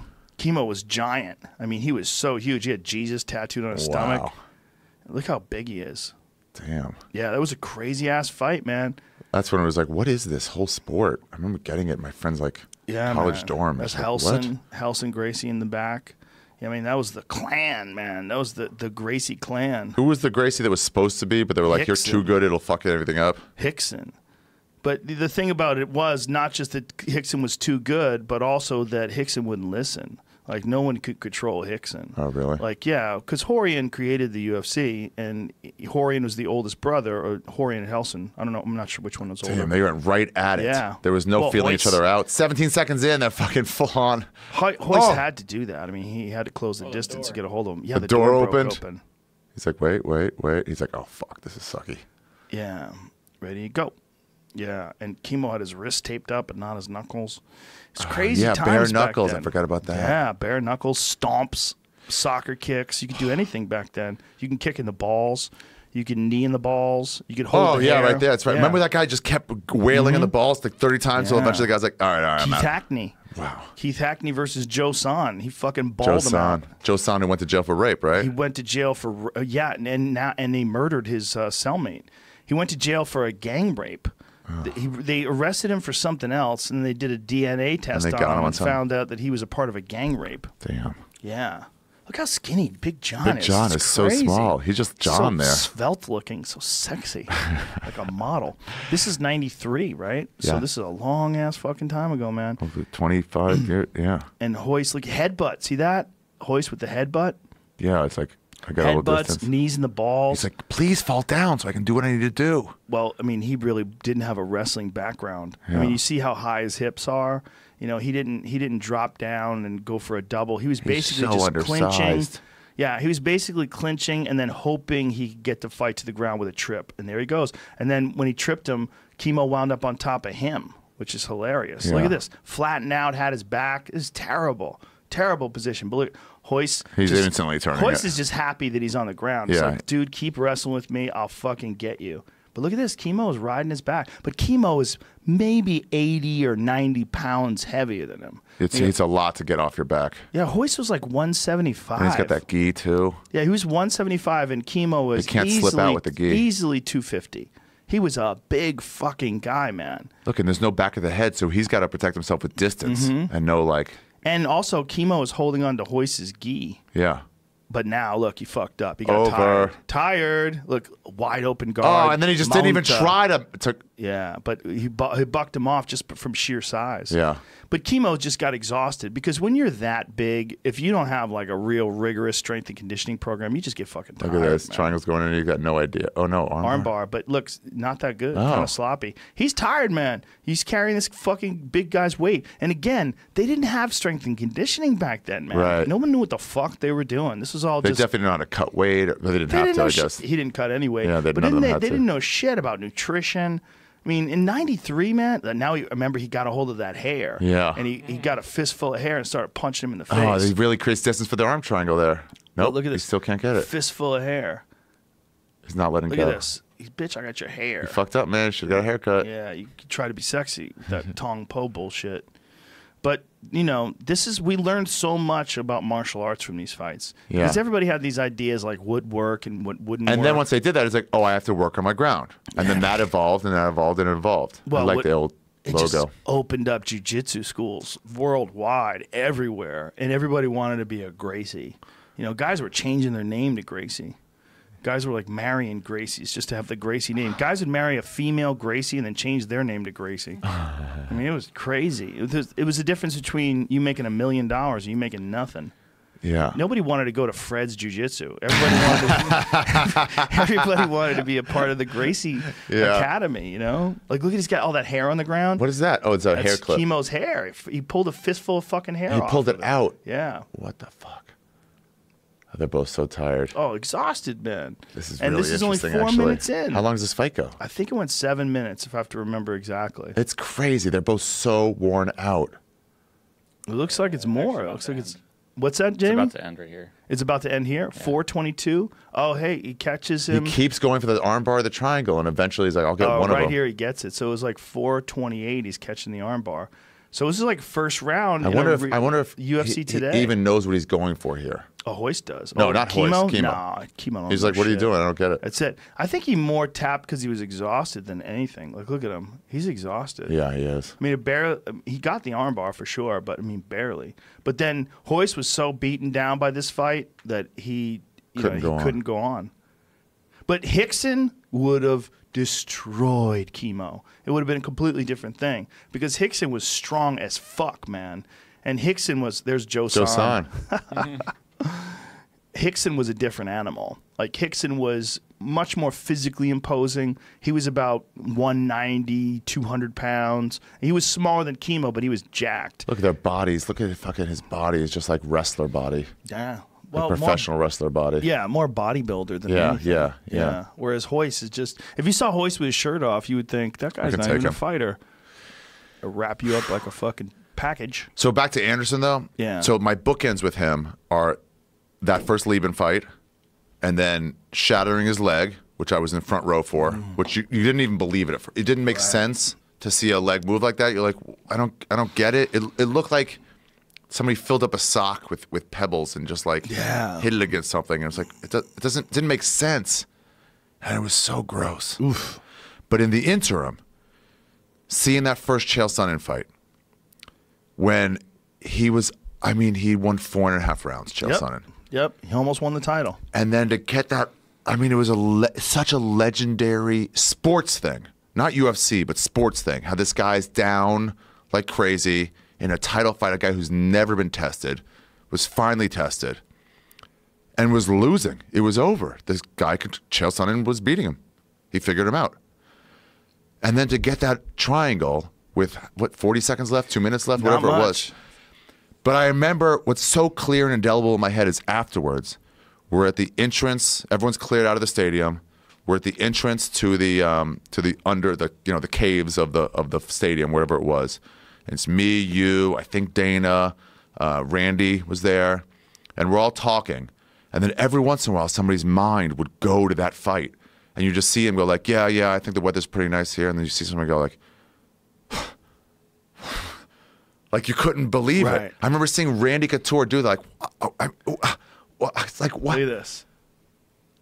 4 minutes into the fight, grabs a hold of it, or 4 rounds into the fight, grabs a hold of it, syncs up the triangle, and gets a triangle armbar combination and taps him. Wow. And Anderson came into that fight injured. Anderson had a fucked up rib entering into that fight, and a lot of people thought he should have pulled out. What kind of weird edit is this with all the blurriness? I could find it quick. All these strange fan edits. It was nuts. It was nuts for that guy. Look at him. See how he's holding his side? And that was the first trash talk fight I ever remember, too. Oh, Chael Sonnen, people forget how good he was at talking shit. He was the best. The best. He was the best. When Anderson Silva walks into the ring, you can hear a mouse pissing on cotton. When I walk in, it's thunder.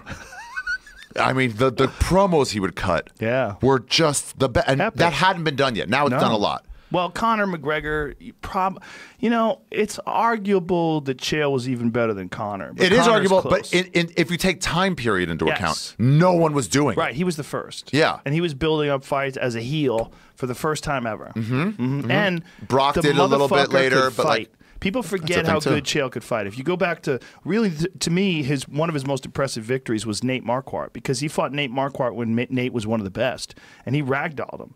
And it was a bloody, crazy, chaotic fight, and he basically dominated him with wrestling. Chael just fought last week. He just got knocked out by Fedor. Damn. He stopped by Fedor. Yeah, and he had some good moments in that fight. He had Fedor's back. He tried to roll him over. There's a move that you do. Yeah. You go under the chin. When you have someone's back, you go under the chin, and then you somersault over and try to carry with momentum, try to carry them over. But it's a core strength move. Do you have head and arm? Well, yeah, he had the I've back, heard. and he was kind of like riding high on the back, and he felt like he had a grip under the chin. I don't know how he held his hands, but what you do is when you have a guy's back, you hold it like this, and then you go forward, so you take them forward with you. That way you have their back. When you're on your back, you could cinch up a body triangle, you could cinch up the choke, but Fedor shook him off and then beat the fuck out of him. And then he was just on the ground. Yeah, watch how he does it. So he tries to flip him over, see? But he lost control. And then boom, haymakers coming down from one of the greatest ground and pound experts of all time. What a giant difference that was, getting that or not getting it. Also, Chael fought 185. Fedor's been heavyweight his whole life.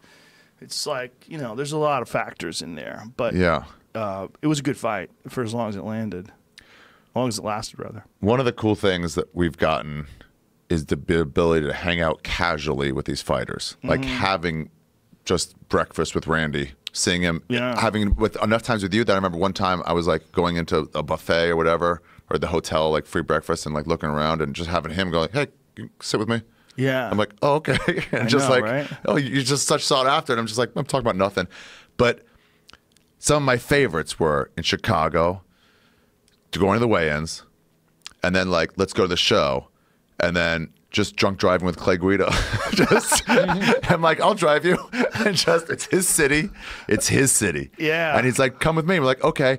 And you white knuckling, holding onto the front seat as he's swerving with a brown paper bag. He drives like he fights. And I'm just like, I accept death. So either way, it doesn't matter. And him just going for it on these highways that he knows. Even though I believe the rain. And it was just like, so fun. Yeah, good times. Another one that I remember early on, John Jones. He wasn't anything then. He was 4-0 maybe or something like that. Meeting him, talking about shit, and I could talk about this now because it's no longer a banned substance in the UFC, but like talking about weed. Yeah. And was like, yeah, let's smoke, bro. He wasn't anything. He wasn't anything. And just going like, he's like, who's got weed? I'm like, oh, Rogan's got it, but he's in his hotel room. And texting you, flip phone texting you, back when it wasn't cool, to have like hip to have a flip phone. When it was like, that's all anybody had. That's how long ago. Right. And then just going like, maybe it's then, maybe it was early iPhone, but like just going, hey man, are you up? And you're like, yeah, I'm kind of tired. I'm going to sleep. And it was like, fuck, John, I think he doesn't want us up there. And then like, no, let's go. He's got the weed. Let's go. Because some fan gave it to us, right? You had this fucking tin foil of weed, and just knocking on your door, and you're like, what? And you're like, you were tired, and it was like, do you have that weed? Like, dude, come on, I want to go to sleep. It's like, man, John want to smoke, and you're like, you looked at us, you opened the door fully, and looked at me and this young fighter, and you were like, come on in. And we all smoked pot together in this hotel room in fucking wherever it was. I think Montreal, actually. I think it was Montreal. Yeah. Yeah. And it's just a fun time. And then seeing this guy move on to become the baddest motherfucker on the planet. Well, we also had a conversation with him about I wanted him to go to a different camp. That's right. He was training in fucking YouTube videos in New York. Yeah. With his buddies in a garage. You're too good. I'm like, you should be in a real camp. That's right. We had that over weed in a hotel room. He's like, you really think so? I go, I know so. I go, you only have a certain amount of time in this thing. I go, and your time should be invested with a real coach who's going to hone your skills. I go, you could be an all-time great, man.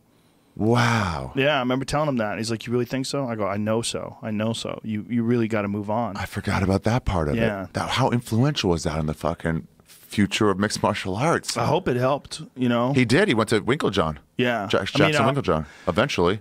I mean, he might have done it anyway. He might have. Who knows? But I think it was a good conversation to have with a young guy. It's like, listen, man, you have real talent. Like, you could really be something. But you got to be coached by guys who are gonna find out your tendencies. Yeah, your bouncing technique isn't gonna go take you that far. Well, I mean, he was so good. Who knows how far? He might have been a world champion even with the camp that he was in. Yeah. He's so good, and his wrestling is so powerful, and he's so physically talented. But it made a big difference for him to go to Jackson's and be able to train on a regular basis with world-class fighters. Yeah. Being there on a daily basis with Carlos Condit, who was, at the top of his game back then. And, that's right. I mean, Keith Jardine, and they just had a massive They had group what of Tate killers.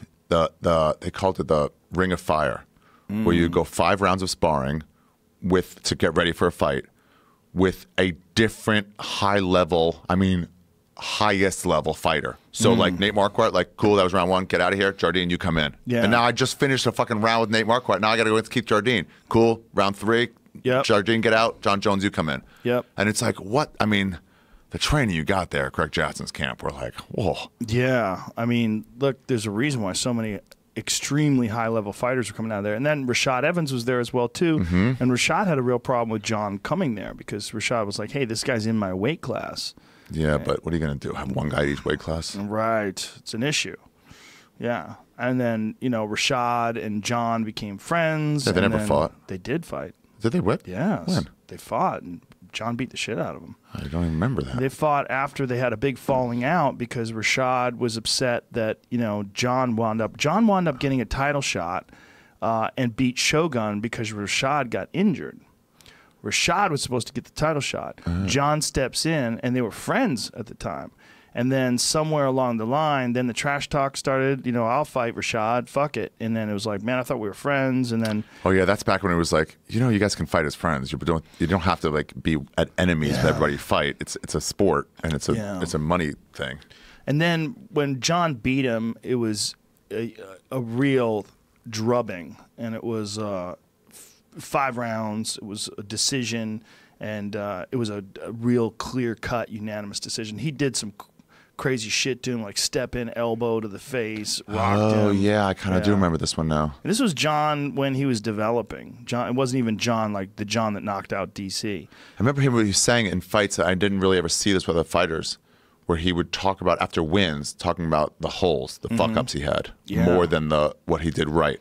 Whereas most guys would be braggadocious and be like, I loved it, but it was like... He was upset at things that went wrong. Yeah, I guess I got to cover that up. That could get exposed. I got to, John's a fucking smart dude. I mean, as reckless and chaotic as he is, and, I've said this before that I don't know what causes that kind of recklessness, but there is a direct correlation between traumatic brain injury, brain damage, and impulsive behavior and recklessness. It's a fact. It's well researched. It's well documented in neuroscience. They know that there's a connection. I don't want to exonerate him from his past behavior, but we see that in football players. We see that in BMX riders that go crazy and fucking land on their head a bunch of times. People, they get crazy. Wow. They get wild and impulsive. And it's just a fact. It's just a part of the game. Those people that engage in any kind of an activity where your brain gets rattled on a regular basis, you are way more likely to do ridiculous things that don't make any sense. That does make sense. Yeah, it does. That's what I said about John. I even talked to John about it. I know John was upset with me after one of those things. Before we actually did a podcast together, he was upset, and I said, listen, man, I have to be honest about everything. I have to be honest about how I feel about every single aspect of your performance, of your behavior. I have to be. It doesn't mean I don't love you. It doesn't mean I don't think you're a great guy. You're paid to give your commentary on stuff. I have to be. You don't really choose sides. I can't. Not only can I not choose sides, I have to call what I see. It's everything. Because if I don't, then no one's going to listen to me. Finish just because I have a comment on it. Go ahead. No, go ahead. Well, I remember finding it interesting that after Brock beat Heath Herring, went to whatever steakhouse he went to, and Heath coming in afterwards and looking right at you, said like it wasn't good. You were critical of him. Right. He sought you out and was like, "Can I talk to you?" And it was like, "Oh fuck, he's mad." But he's like, he just wanted to express to you that he had this leg injury, and that's why he couldn't really defend that takedown. Yeah. But it's interesting how the fighters that I get to see, these fighters respect your opinion enough to want to explain their side of it. Well, I appreciate that. And there's always a side. Like where I was talking about that fighter that has this pretty significant injury that he's dealing with right now. Like most people don't even know, and they wouldn't have known if he didn't tell you. And there's a lot of these guys that go into fights and they're really compromised. They have hand injuries, back injuries, neck injuries, and this is just a part of this crazy sport where the whole objective is to injure people. So you're injuring each other in training, and and you got to hide those injuries because then they'll exploit them. Right. Yeah. But then but this is why, one of the reasons why I have to be honest all the time is because people, they respect the fact that I'm not saying things because it sounds cool. I'm saying things because this is actually what I see. And maybe you have a different perspective, and maybe you could share your perspective with me, and I'll tell you why I thought this, and maybe I'll change my mind. And I'm not scared to change my mind, but I got to say what I think. Yeah, and then it's cool that the fighter's like, hey, just so you know, I wasn't being a pussy. Just so you, I mean, I would never think Heath Herring would be a pussy. No, yeah, but it was just. But they cared that you know the real truth of it, and not that I was bad, but like, here's the reason. Yeah. It was interesting how they respect your opinion like that. Well, a guy like Brock Lesnar, man, I swear that if Brock Lesnar got into mixed martial arts right out of college, went college wrestler, right into training, really learned striking, and learned slowly, like took some small fights. Like John Jones did. Yeah. Yeah, and then, but really learned striking instead of like spending all that time doing WWE, which I'm sure he made a fuckload of money. Oh, well, yeah. I mean, good for him. That's all great and everything like that. But man, I think he could have been one of the all-time greats. I really do. He's so strong. He's a freak. Nobody I remember cutting that much to heavyweight. Dude, he's giant. Yeah, but those heavyweights would weigh in with their jeans on because they're like, whatever I am. There was no testing back then. Oh yeah, you got to realize that the testing back then was horseshit. And the best way to show that the testing was horseshit was to show when Alistair Overeem fought Brock. That was the steroid Olympics. Those two guys together inside the octagon. But that was also Brock less than a year from diverticulitis surgery, where they had to remove, I think, 12 inches of his fucking colon, or his it's not even a meat eater. I thought it was at the time. Then I talked to, of all people, Anthony Bourdain told me, no, people get diverticulitis sometimes from seeds. Like a seed will get stuck in your intestines. So they had to just things get caught and stuck. But they had to remove 12 inches of his intestines. So they had to open him up. He was done after that. Well, he was, and then he came back. But he was done as the Brock Lesnar that everybody feared. Well, he says that he was compromised even before that.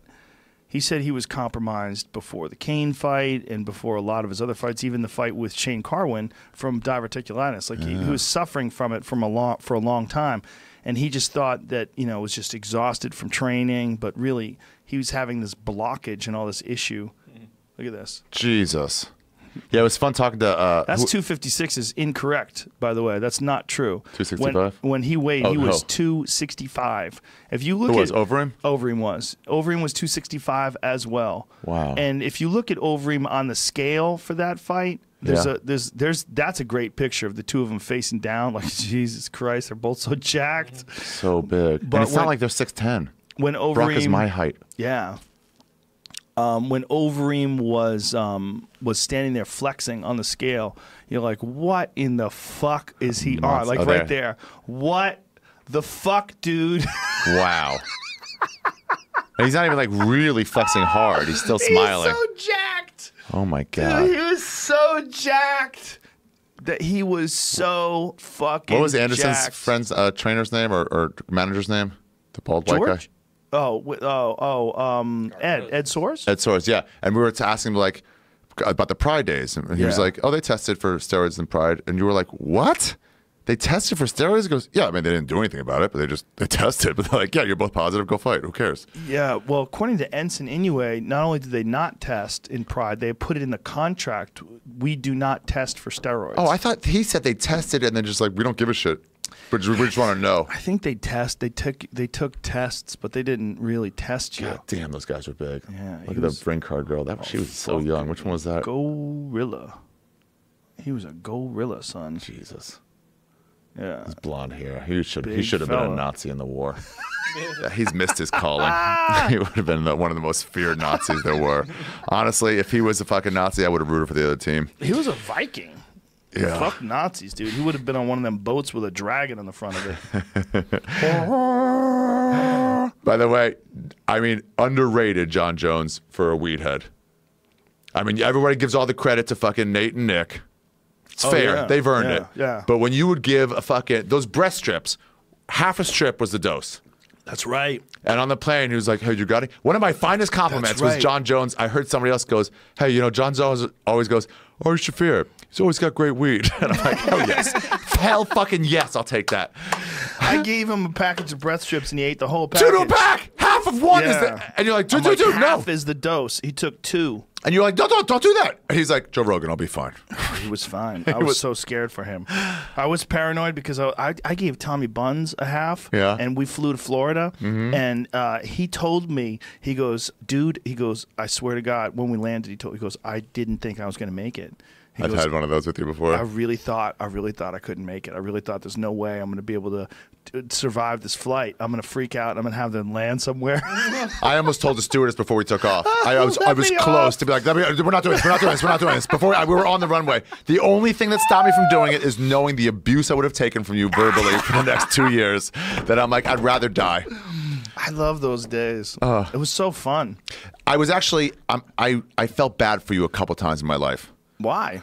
One time, me and Nick Youssef were doing a corporate in Vegas, and we went to the new Aria, and we took edibles, and we walked around, and I was like, oh, Rogan's too famous in Vegas. He can't do this. He can't get this fucked up and walk around casually. But watching the fights on edibles, I'm like, it's too bad you don't get to experience this. Yeah, you can't do that. You can't. I have to do commentary 100% sober. I tried early in the days. Yeah. Early in the day, I did like 1 or 2 events where I was a little fucked up, and I was like, this is just too cloudy. I want to think, because I would want to talk about other shit. Right. The fight would be going on. I want to talk about space. Like that dude who had a stingray tattoo on his back. Stingray. He just fought in his last fights. He was on there. I think a guy who the fucking big black dude beat in the last 13 seconds. Oh, Volkov? Yeah, I think he has a stingray. I thought it was like oh yeah, it is kind of a stingray. I could see you going like, what a great fight. Dude, stingrays are some of the most underrated sea creatures there are. First of all, they're peaceful as shit. They haven't evolved in millions and millions of years. What a strange thing to have tattooed on your back. I wonder if he's like an ocean guy. He's really into ocean creatures. Dude, we swam with those in forget where. Oh, Flores, off of Flores. Really? Yeah, near where the Komodo dragons are. You fucking dive in and snorkel. You went to the Isle of Flores? Yeah. That's where that little fucking man lived. You know, they had that human being that they found. What do they call it? Homo floresiensis, I think they call it. Yeah, it was a little tiny hobbit-like person that existed, I want to say, as recently as 10 to 15,000 years ago. There was like a 3-foot-tall kind of human. Oh. Yeah, there's been many different branches of human being, right? There's been Neanderthal, They're Homo both evolved sapien. different ways. Yeah, there's one from Russia, Dionysus or something like that. I forget how to say it. Like, look at that. Oh yeah, no, I met that guy. He ran a hostel I stayed in. Yeah, that guy was the shit. He gave you good drugs. But this little person that lived alongside human beings. Well, see if my timeline is right. Do they have speech? They don't know, but they know they use tools. Wow. Yeah. Yeah, they always make sure to paint them with tools to show you what 95,000, 70,000 years ago. Oh, that's it? 17,000 years ago. Wow. Nicknamed Why does it say Hobbit. debunked? What was that one? Hobbit, human species debunked? I don't think that's correct. It says new historian, but I'm pretty sure that's probably an old article. Floriensis. What year? What was that article? When is that? 10 years ago. 10 years ago? Yeah. Was it 10 years ago? 2004. That's what. Oh, no, they're talking about it. I'm sorry. So it's 2014 is the article. That's fairly recently. Yeah. I don't think that's the consensus. I don't think the consensus is that it's been debunked. The debunked part is about the cranial volume or something. Oh. Brain size, I guess. But not that it was a separate species. Yeah, no. Cranial volume was calculated to be 430 milliliters, which puts it within the range of modern human living in the same region. They went further, comparing the size of the circumference of the occipital. Is that the word? Occipital frontal section of the skull to patients with developmental disorders in that region of the planet. They found the measurements were indeed similar. If LB1 did have Down syndrome, then it would explain the short femurs as well. Hence, when calculated statistically for normal growth, they would yield a height of just over 4 feet, which matches up with some humans living on Flores. Wow. I think this is probably one of those heavily debated things. But I mean, you're trying to recreate You know? There's a thing called island dwarfism that happens to. It's really odd because it happens to mammals, but the opposite takes place with lizards and reptiles. They get massive. Yeah, reptiles get massive, like Komodo dragons on the island of Komodo. Those are the scariest, funnest They're things. giant. They get huge. They're monitor lizards, really, essentially, that are enormous. Yeah. Whereas elephants that live on islands get tiny. They have these dwarf elephants. Yeah. Weird. Yeah. See that? That's Why? Because on islands, there's island less dwarfism. room to have to cover. So No, less resources. Oh. So they adapt to the And so fact there's humans less too. food. Like, look how tiny that elephant is that lives on those. I mean, it's an elephant that's like shorter than you. Wow. And elephant. 6'3". Yeah, that's like an elephant that's like my kid's height.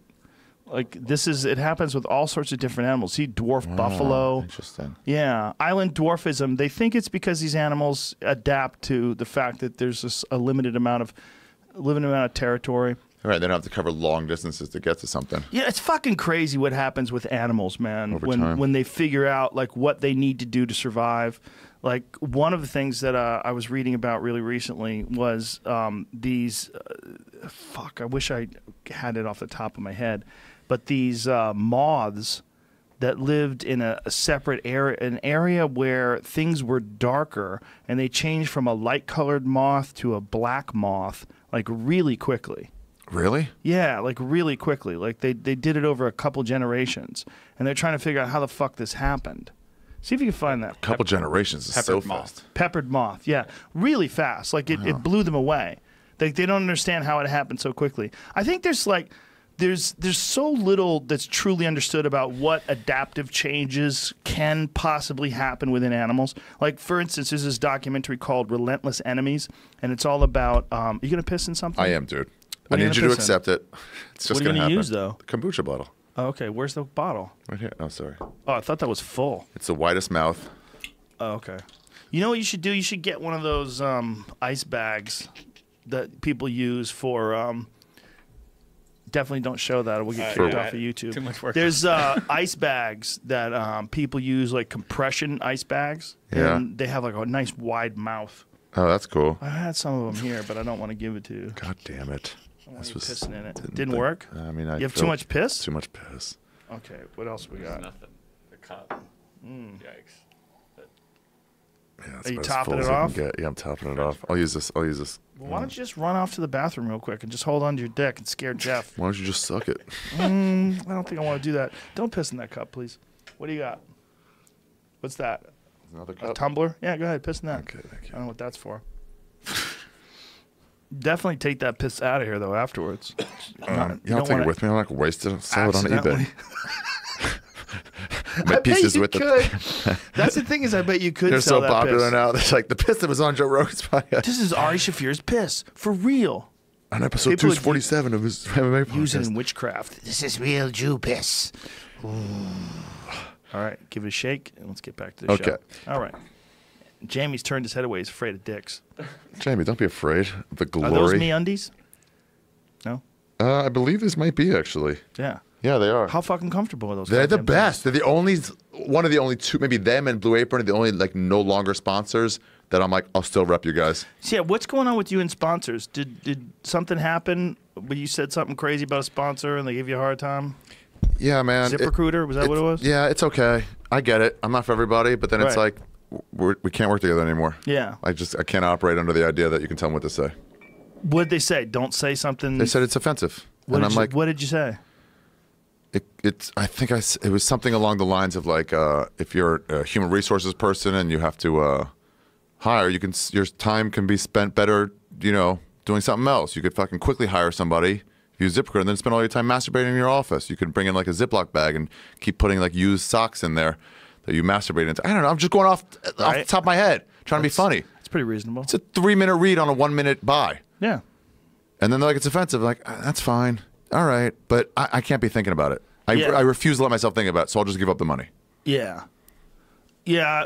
I've had some people get pissed at me too. Yeah. And it's fair on their part. I get it. I don't agree, but I get it. That's your right. Some of them are pissed at just language. Yeah, exactly. But I'm like, that's not the way I'm going to do it. Yeah. So like, we're done. but that's such a foolhardy way of looking at it. I believe that too. I believe a good sponsor read. That one I did with Segura for Sattva beds, where I was like, him getting pegged in the ass by Christina, and he's fucking bleeding out of his ass, but his knees are oh so soft on the sofa mattress. It's like, dude. Did they get mad? They got super mad. They made me go back in and edit and take it down, which I'm like, now you're giving me more work to not pay me? They said take it down? Yeah, so I had to go re-edit. Why do they have the right to say take it down? Because they're like, come on, we're a family company. I'm like, dude, but my listeners aren't family. Why are you advertising on the Ari Shaffir Skeptic tag if you're a family company? Exactly. And I'm like, guys, I can give you gold once in a while if you let me be fully free. Yeah. I can give you something that's going to pass around. Well, I remember Berg got Nature Box pissed at him. He goes, it's fucking healthy. Hey, have a fucking apple. Yeah. You want to eat healthy? Well, that goes against, like, I won't shit on the actual product. He couldn't help it. Yeah. They gave him the copy, and it's like the healthiest snacks ever. He doesn't pre-read it. He just, like, reads it, and as it strikes bullshit with him, he's just like, nah, I know, we're done. Well, there are some, like, irrefutable sponsors. Like, for me, Squarespace, irrefutable, awesome product. But Squarespace always let me go do whatever I want. Whatever the fuck if they want. If I start saying I wear MeUndies, are super comfortable. Also, when you have that last bit of cum on your dick, it'll soak them up perfectly. Yeah. They'd be like, whatever. They don't care. You're talking about MeUndies, right? Yeah. They're not saying, how dare you. I'll be like, hey, they get the dark ones. They cover up the fucking blood that comes out of your ass really well. They'd be like, oh, you're not shitting on the product. You're not saying it's uncomfortable, so go ahead. Yeah, it's those super corporate guys. The ones that ZipRecruiter, that kind of shit. Yeah. Yeah, I guess. And it's like, it's fine. Yeah. I make money by continuously focusing on free speech, and I'll lose money in some spots and make money in other spots, and this is all just part of it. Yeah, you can't really think about it like only looking to make money every time, make more, because that universal growth paradigm, that's only for corporations. And then I'm going to be doing straight ad reads, and my listeners are going to get bored as fuck. I'm going to lose listeners, so then I'll be able to make less money off ads in the long run because of that. More ads, less money, as opposed to like fewer ads, more money. It's like, well, not only that, it's like, how much time do we really have left? Yeah. Exactly. I mean, if both of us live another 45 years, it would be fucking amazing. Yeah. That's 45 seasons of Sober Octobers. That would be amazing. Oh, if we no, got dude. To 45. This is the last Sober October. Are you done? I shouldn't have gotten roped into this one. Are you done because of the contest, or are you done because of the sobriety aspect? Can we do it in January? Why January? So October is the best drinking month in New York. We could definitely do it in January, but New Year's Eve. Like, oh, yeah. Or February. It's my January birthday. But 2nd. like, even yeah. Because technically, after midnight, you'd still be fucked up, and you would violate November, it. I wouldn't mind November. Yeah, no booze November. No booze November. What about Thanksgiving? You have a little turkey, you want a nice glass you don't of need wine. that. Honestly, though, Thanksgiving, the memories you have of Thanksgiving, childhood, they're not alcohol-based. No? Not really. You might want some, but that's what you really want is if you said no stuffing, you'd be like, hold on, that's part of it. But no alcohol on Thanksgiving, that's not a big deal. What about March? March is okay. More sober March. Sure, that's okay March too. Is a bullshit month. What the fuck goes on in March? March is a bullshit month. March Madness. St. Patrick's Day. St. Patrick's Day is in March? Yeah, it is. But I'm not Irish. I mean, I'm barely Irish. Yeah, I'm like honestly, a quarter Irish. Spring break also happens. Spring break. Well, yeah, guess if you were what? in We don't high have school, that anymore. That'd be a big deal. You have family, you gotta go, whatever. There's always a reason, but October's a wonderful month. All the NYU kids have calmed down and gone to classes, so like you can actually, the city's back to yours again. It's amazing. And it's like, it's fucking hard. I pass by bars. I'm like, I want to fucking go. I want to go with Jay and be like, let's go to a fucking neighborhood bar. It's fucking awful. Couple days away, buddy. We have 10 days left. Now it's just what's really important is that we beat Bert. Oh, for sure. I don't care if you win. I don't care if Tom wins. As long as Bert loses. As long as Bert loses. Can I tell you? Can we talk about drugs at the UFC for a little bit? Sure. So with Diaz always bringing the breast strips, there'd be this time where it wouldn't kick in. It wouldn't kick in. You look over, you're like feeling it. You'd be like, maybe, sort of. Or one of those Jolly Ranchers that they'd have. I remember having a side. I remember eating a Jolly Rancher like before the fight started because I would get in there so early with you, and just kind of sucking on it like this. And some other guy, nobody knew me back then, and was like, "Dude, I think somebody's smoking weed." I was like, "Yeah, must be coming from somewhere, huh?" You smell the weed from the Jolly Ranchers. Yeah. Yeah, and nobody could comprehend back then that it could be coming up from your Jolly Rancher. It's only like from smokable. 2003. Yeah. And then you look over, you're feeling it, sort of, and then you look over again, and Diaz is just like in a trance. and you realize you are too, and you both look, and Diaz will go, ha ha ha ha, and you know he brought the devil in you. And it was just fucking great. And that's, I mean, I've talked about this on This Is Not Happening stories where it's like you don't even know who's winning fights. You just know you're enjoying watching them. You guys did acid at one of the UFC events. Yeah. Back when we were sitting with Kilstein and we didn't tell him. Red Band knew. And just doing acid. I remember how into it you were. That part of me is, you never quite know how people are going to react to things until you really know them. And it could have gone like, dude, it's my place of work. You can't. You know, just a small part of you thinks maybe, but then you're texting us while you're in the fights. Where are you guys? Where are you guys sitting? It wasn't one of those we got bottom floor. We were in the fucking stands for that one. And you kept looking at us until you found us. And you're like, your hands over here, like, you're doing acid. This is so great. Oh, man, I've never seen stuff so clearly. I remember Forrest Griffin coming in with Shipping Up to Boston playing and everyone cheering. And I was like, this is the Coliseum. We're watching what it was like in the Coliseum for people fighting lions. Yeah. Everyone's cheering for blood. How are we different than the Romans? Pretty fucking similar in a lot of ways. Yeah. Just a modern, more acceptable version of it. Oh, that acid at the UFC was so fucking good. It was great. You didn't want any food. Red Bank sort of took care of you a little bit. He was like, I'll have some of the fucking Auntie Dolores cookies. Yeah, we've done, I mean, I went to a bunch of events outside of the UFC where we got really fucked up on edibles. We went to that one in at the Playboy Mansion. Yeah, Strike Force. Yeah, we got fucked on those. We got blasted in that one. Yeah, that was fun. I missed out on a lot of that. Like, you guys sitting there in the audience had a lot more fun than me. 6 hours of fucking greatness. So you take him early, and by the very end, it's like you're just coming down enough to like, let's go eat these steaks. Yeah, Joe Rogan's buying again. Let's go. There was one in Calgary where it fell on Shroomfest, and it was with Duncan, and I was like, hey, I got us mushrooms, and he goes, oh, I don't want. Come on, I don't want to take mushrooms right now. And I was like, oh, okay, I'll just throw them out. I'll get the mushrooms I had for you. I'll throw them out. I'll step on them on the ground and throw them out. So you want to? And he goes, all right, relax. I'll take the mushrooms. And man, it was so fun there because like you would take them, you get bored. There's some wrestling fight, you know, where it's like they're trying to outpoint each other, and you're like, let's go wander. And you just go wander. You go get a hot dog. We put him into a Maynard's, which is like Jolly Rancher, like gummy, whatever. We'd stick him in there so you could reach for either a Maynard or you reach in there and you feel something crunchy like a stick, and you're like, okay, I'm going for that. And we just keep eating these mushrooms. Some random dudes were like, hey, you want to come fucking to our skybox? And so we went into some skybox for a while until we got kicked out by security, and that was fun. Like, nice guys, you were great. Fucking giant pupils. I saw a fucking security guard in Calgary as we were going in and already tripping and trying to smuggle these mushrooms in there. And this guy goes, hey, man, happy Shroomfest. And I was like, okay, you're being cool about it. Like, you know about it, and you're letting me go. I was like, thank you very much, security officer. Security guard knew about Shroomfest. This was like a cop, one of those that they hire there. Calgary was fun. Calgary's great. Great city. Yeah, doing that, doing the edibles. I remember Alex Jones being there once, and Diaz giving him a cookie. And That's right. He goes, in hey, Vegas. eat this cookie. Yeah, and Alex Jones was like, what's in the cookie? And Diaz goes, eat the fucking cookie. Like what kind of stupid question is that? You know That's what's right. in there. We went to eat with him afterwards. He was barbecued. He Barbecued. was so much more reasonable back then. He was a different guy. I never understood how they made him from crazy conspiracy theorist to alt-rightist. I didn't get the connection there. Well, that connection happened when he became united with, like, Alex Jones became united with Donald Trump, right? Like, because he was a big part of Donald Trump in the campaign days. In what way? Donald Trump would call in. He would call into InfoWars. And he knew that Alex Jones had a big base, and Alex Jones would help him get elected.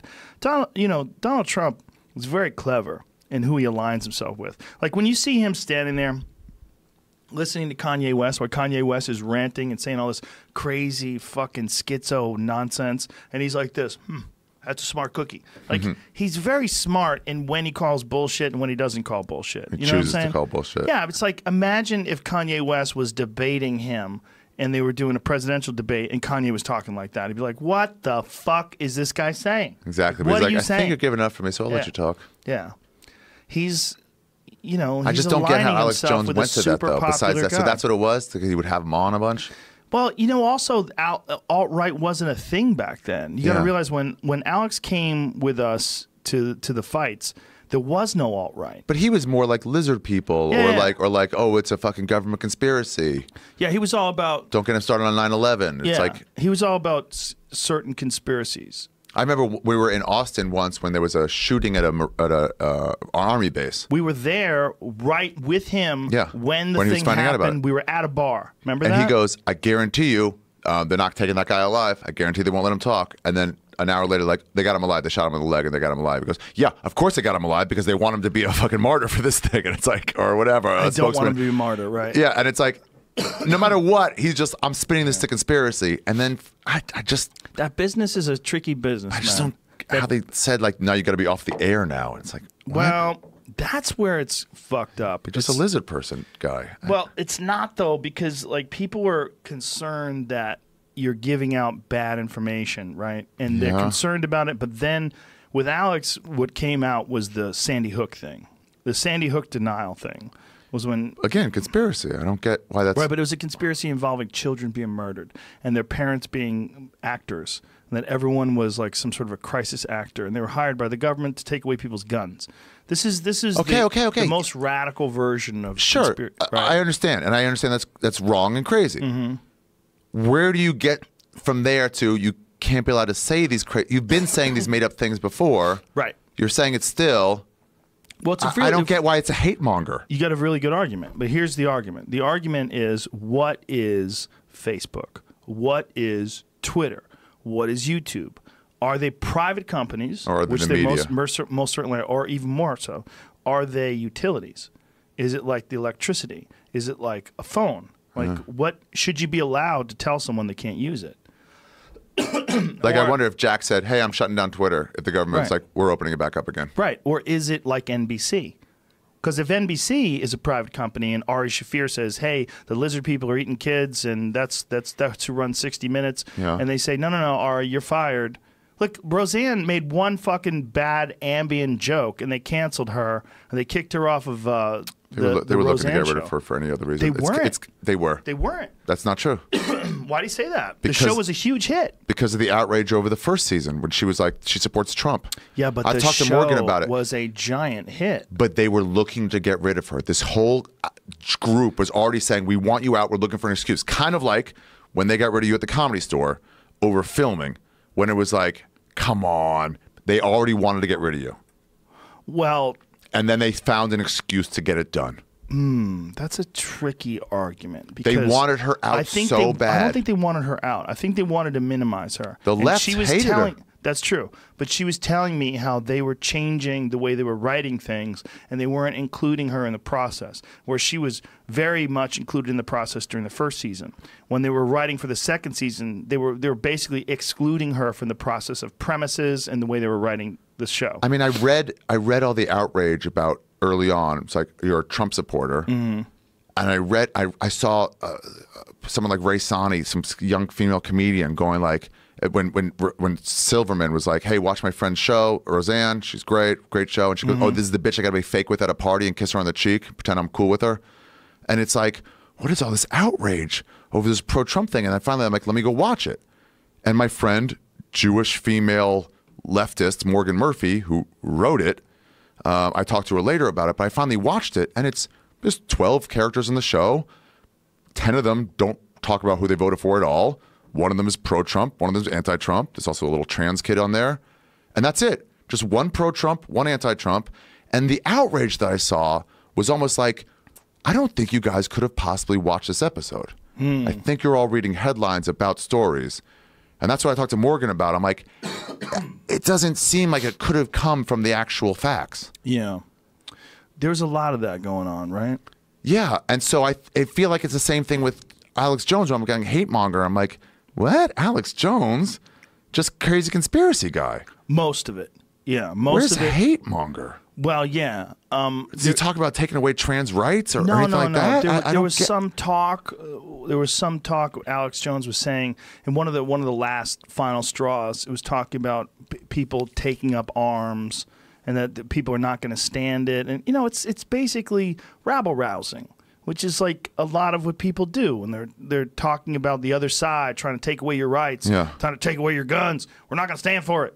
And people are going to get shot, that kind of talk. I mean, I don't know specifically what he said, but there's a problem that you don't know specifically, right? There's a problem that they can just decide that you represent a certain faction of thought, and that this should be eliminated from. You should be deplatformed instead. Like deplatformed for a conspiracy guy, and they goes, people are going up to those parents and saying like, your kid's not dead, and it's that's a real issue. Yeah, but it's like he's not calling for that. That's what they're doing on their own. Right. Somebody shot 2 cops in New York because of the Black Lives Matter movement. Right. You don't shut down the Black Lives Matter movement over that. They weren't asking for them to shoot cops. Right. Someone did that on their own. There was also he wasn't asking for them to do that. Right. No, he wasn't. So I don't see how you deplatform. The only great article I've read was by a trans woman who said, when I hear crazy shit like that, I feel like you're supposed to roll your eyes and then walk away. You don't say, hey, you need to get gone. Well, deplatforming people, that's a good way to put it. That is what they're saying. And it's also, it seemed like it was a universal deplatforming because Twitter was one of the last places that kept him on. And then they decided that they were going to remove him. But I didn't see anything specifically. Yeah, like they have some rules, like that when they got, who's a woman that was Rose McGowan, and then she was talking about a rape. And people are like, how dare you? She outed a rape, and then you deplatformed her from that, or you just took her down from that. And then that was the story. That was a headline. Everyone's like, how dare you, Jack? Is that the guy from Twitter? Jack Dorsey. Yeah, how dare you? And then he actually responded. He goes, oh, no. She doxed somebody. She gave somebody's information about where they live and stuff like that. And we already had that rule. You can't do that. Right. Nothing to do with why she doxed him. Well, let's. It was just Google, over that. Why don't you Google what exactly got Alex Jones kicked off Twitter? Because Twitter was one of the last platforms. And then they can say hate speech. And hate speech is one of those weird... So broad terms. It's like, well, I hate you. Yeah. Okay. I mean, I really am like, I think people are forgetting how the ACLU defended the Klan members. Because the free speech is too big a fucking issue to worry about how I feel about what they're saying. Well, you know what's really interesting is that left-leaning people, the leftists, are the ones that want to censor and deplatform and silence people on the right. It is. It's also both. I think we see the left more because we're in that bubble. I think the right is doing it too. We just don't. We're not friends with them. How are the right doing it? They have no power in technology. The tech companies, whether it's Facebook, Google, Twitter, they're all left. Yeah. And they're the ones who have I mean, this is where it's weird, right? It's because nobody saw this coming. It was media. Like you had Fox News, you had NBC, you had your left and you had your right. More left than right, sure. But there was power in the Fox News, faction. They had their voice. But when it comes to technology, there's not really an equivalent or commensurate company. Yeah. It's all left. Yeah. It's all left. There's not one right-leaning, large social media platform. Right. They don't exist. Should just stay out of it. But I get why then you get a Reddit situation where it's like, okay, but suddenly it devolved into just child porn. Well, Reddit, the problem with Reddit is an anonymity. When you give people anonymity, and one guy actually lost his job because of it, because somebody decided, hey, this guy's such a fucking creep piece of shit. Let's find out who the fuck he is. And they got his IP, and then they figured out who he was. And then he was like some guy who was a dad. Right. He was like some regular guy with a job. They got him fired. He had a bunch of weird, kid fucking type posts and a bunch of shit that just people. But some of it's just like, it's almost like role playing. Where it's like, you're not serious. Exactly. And it's all said I saw Holtzman as people were running out of the room yesterday or 2 days ago. He got a full room randomly at the end of the night. Yeah, he spent his first 3 minutes yeah, there's too many people. I don't know what to do. I never get in front of this many people. Like, he couldn't handle it. And then he starts going. They start leaving, and he starts getting angry and more into his pocket, into where he belongs. Yeah. And then as people are leaving, like, he's talking about child fucking and stuff like that. And he goes, hey, guys, peek behind the curtain. I didn't fuck a baby. Just so you know, there were no babies fucked. So calm down. Well, people don't want to hear about that subject. Right. And that's fair. Yeah, they come to the comedy store to hear some wonderful jokes about people losing socks in the dryer. Right. So actually, honestly, walking out is a fine response. Yeah. Saying he can't go up anymore is not a fine response. It's a different response. Yeah. And saying you're going to boycott the comedy store because they don't do your kind of comedy. And if you want to boycott them, that's also okay. But just trying to get other people to, and all right. But this is a problem in that there's no balance, right? If people are just right-leaning and people want to deplatform them because they have right-leaning beliefs and right-leaning ideas, like say if they support President Trump. I mean, he is the president. Whether you like it, and it's like you're allowed to vote for whom you want. Whether you like it or not, that guy's the president. And whether you like his policies or not, they are his policies. He's the president of the United States. And if someone supports that, deplatforming people who support him or support that is not the right response. The right response is a well-worded argument against that is against that is convincingly articulate to the point where you make an argument that this is a terrible policy, a terrible idea, and an objective fence rider like myself that watches that and reads it might go, okay, this guy's got a good point on the left. I want to hear both sides, but I need to hear that side in order to hear the alternative side. Like Dave Smith, who hates all politicians pretty much, he was pointing out these like separating their kids from their parents thing. And he's like, it's gotten real bad with Trump now. And he goes, okay, that's true, but look at the picture they're using. On the bottom right-hand corner, there's a date stamp on it, and it's 2014. Yeah, there's definitely a lot of shenanigans so with like photographs. Your anger is not even who you... So you can't even bring that up? That's just shit journalism. That's what that is. And online journalism... Look, journalists are fucking fighting for their lives right now. They're bad. Their state of journalism is terrible. It's terrible. And it's also... There's no money in it. There's a problem is nobody wants to buy newspapers. Nobody wants to buy magazines. And it's really hard for online journalism to not resort to clickbait. Anger shit. Yeah, I mean, that's literally how they make their living now is clickbait shit. And so, you know, they have a photo. This is with the stock photo. We got a little fucking kid who's crying and he's standing in front of a Border Patrol guy. Throw it up. Use it. This is what we got. The story's real. The photo's not. It's shit journalism. I think it really comes down to like when you see like a Norm Macdonald where he's like, okay, I haven't done anything to anybody wrong. I just want to look with compassion on another human. I'm like, these are friends of mine, the people I know. What do you be specific? What are you saying about Norm Macdonald? Well, he said like Roseanne and Louis and like they've lost everything in a day and people don't really understand what it's like. Right. And I would like to see these friends, human beings, friends of mine, come out with the way. And he goes, honestly, I don't think Roseanne knew that lady was black. I don't think she makes that comment. And then people go, fuck you. Your Tonight Show appearance is canceled. Yeah. And it's like, well, I didn't even do anything. Me and Norm Macdonald didn't do anything. Instead of taking that opportunity to go, hey, let's hear him out. Maybe you can clarify what you mean. Right. Even say, no, I didn't mean it that way. They deplatformed him. They deplatformed because these women or people, I don't really know who they were, at the Tonight Show had their opportunity to fall on their sword. And they go, now we get to stand up for women's rights. We get to stand up for racial rights. Well, the way to stand up instead for of going like, let's have him on. Exactly. Yeah. Have him on and say, have Jimmy Fallon go, what did you mean by that exactly? And then to clarify his position to now show, oh, I'm on your side, but people don't want that. They're more interested in punishment. Yes. And so now you're punishing people who are on your side so you can feel right. At the Comedy Cellar, a waitress was traveling to fucking work wearing her Comedy Cellar t-shirt after Louis came back. And somebody said, hey, headphones, take your headphones out. And she did. She goes, what? And they go, shame on you. To some waitress, who, by the way, is not in charge of him coming back. She might have actually... Was it a guy or a girl that said shame on you? Don't know. I think a woman. Not sure. But this waitress might have been like heavily against him coming back. But there's no research done. It's just like I get my chance to show that I've stuck up for somebody instead of ruining some other woman's day who might be on your side. Yeah, well, this is one of the things they stuck a finger in Val's face after he came back from goes, fuck you, after they were leaving. Val's one of the managers of the Cellar. And it's like, so here's a fellow woman who hasn't done anything wrong.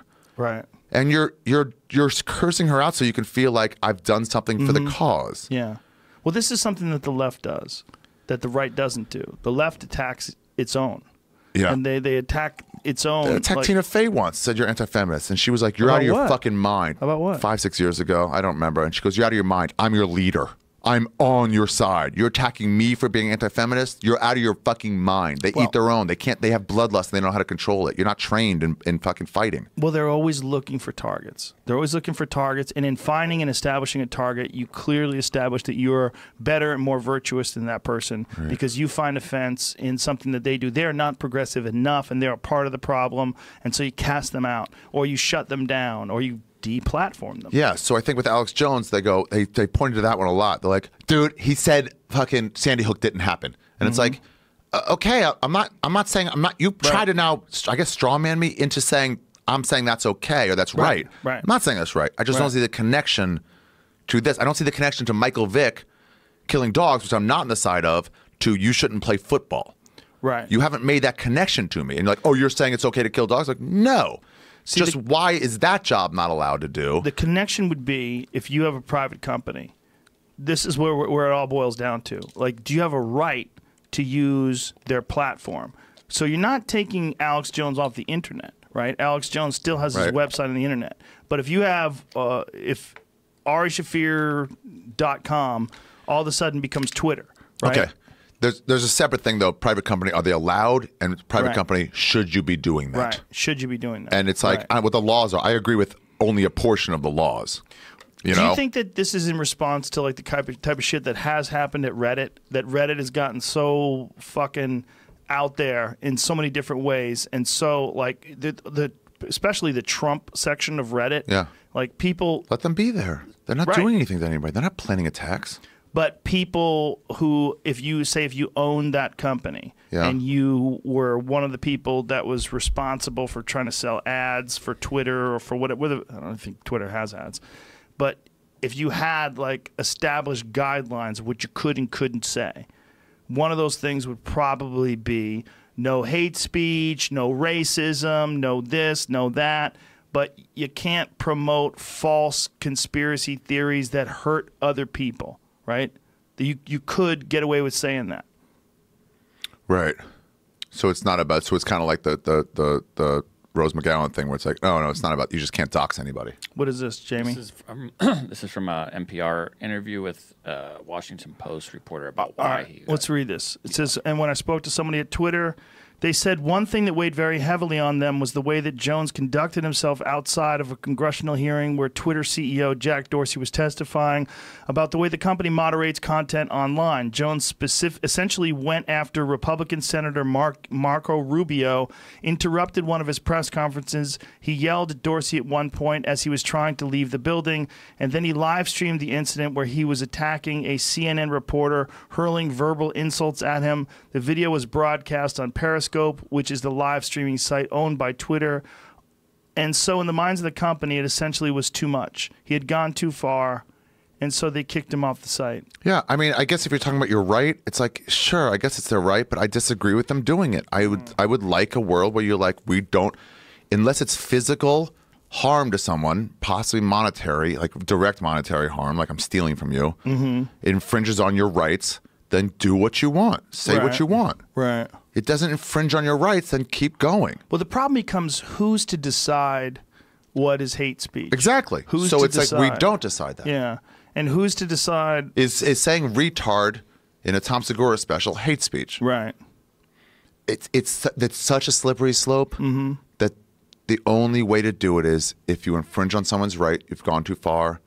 If you haven't, you have not. It's yelling fire in a crowded theater. Yeah. It's free speech until you're like someone is getting hurt from this, or it's very possible that they will. You can see why they would. Not just like it might hurt their feelings. It might make it harder for them to be a kid in this world. If you say it's like no.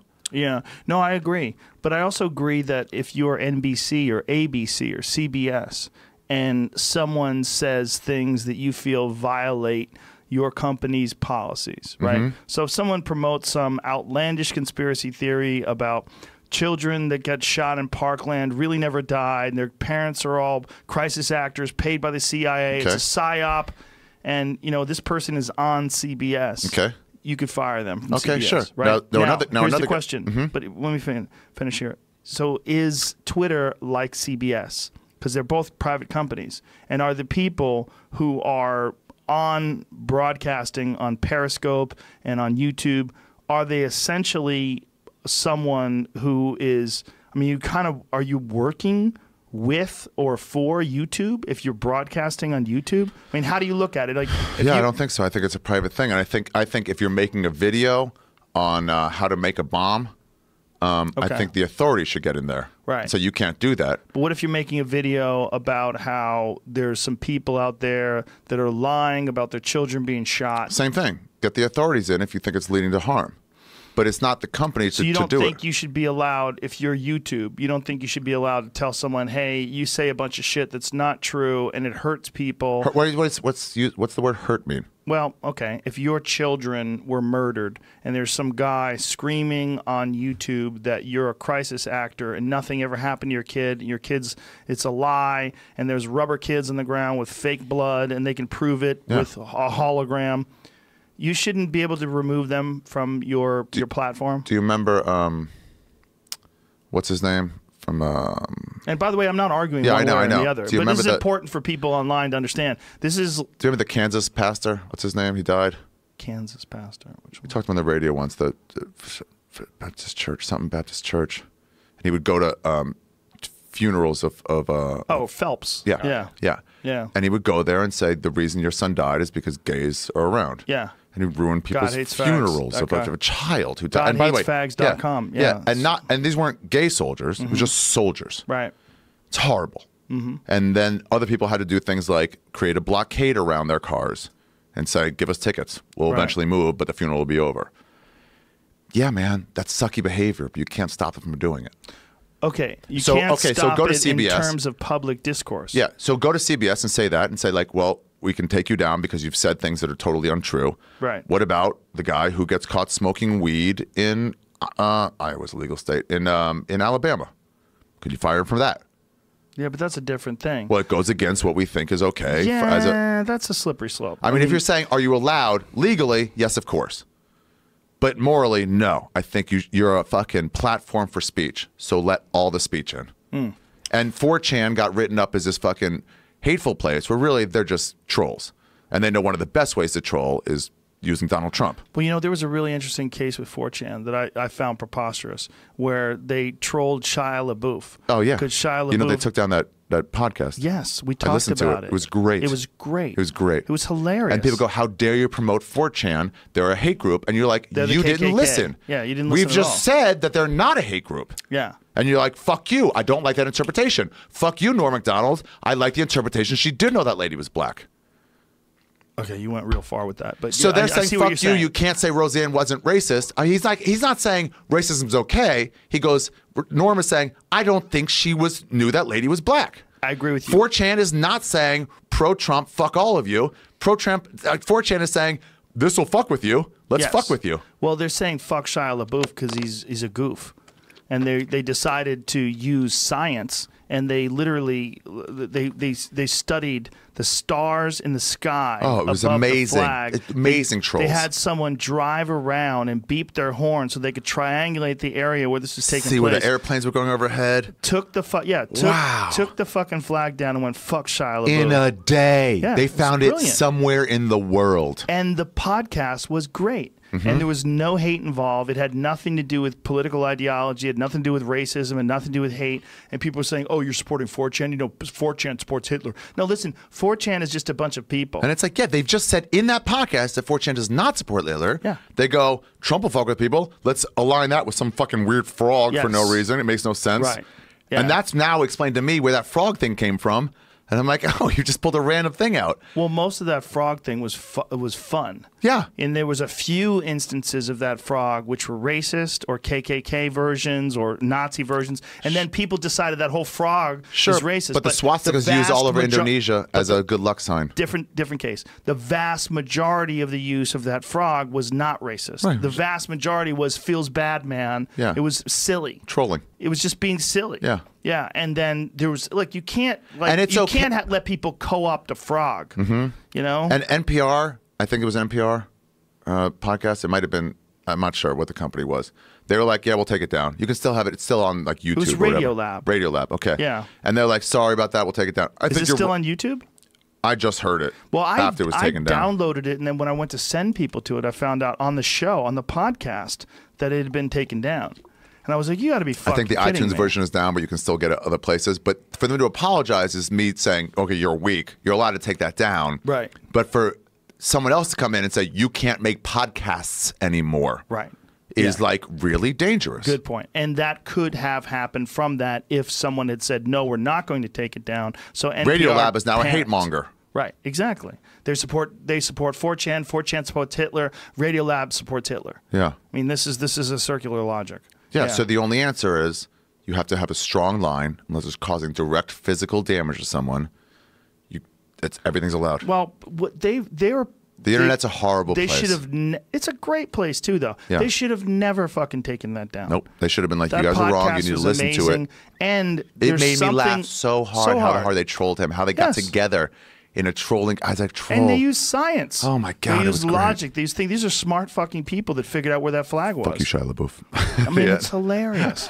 It was such a good podcast. But meanwhile, by the way, me talking about it on people are like, I can't believe you don't get it. You know, you're fucking. You always have all these white supremacists on. Are you alt-right? Are you this? I mean, every day people will tweet at me with stupid shit like that. And that one podcast, me saying how great that podcast was in particular, people saying, what the fuck is wrong with Joe Rogan? You know, I used to think he was a good guy. Now I think he's a white supremacist, or he's a fucking racist. He's a KKK person. Yeah, I get it's this so from stupid. One of my favorite books, maybe my favorite, I don't like to use that word favorite, but like The Fountainhead. It's Ayn Rand. And people go like, oh yeah, she's a socialist, just so you know. Oh, you know, she took fucking Social Security in her old age. She never did. And I'm like, okay. And then I used to shit on Ayn Rand all the time myself. And then I realized I've actually never read a book, read The Fountainhead, and it changed my life.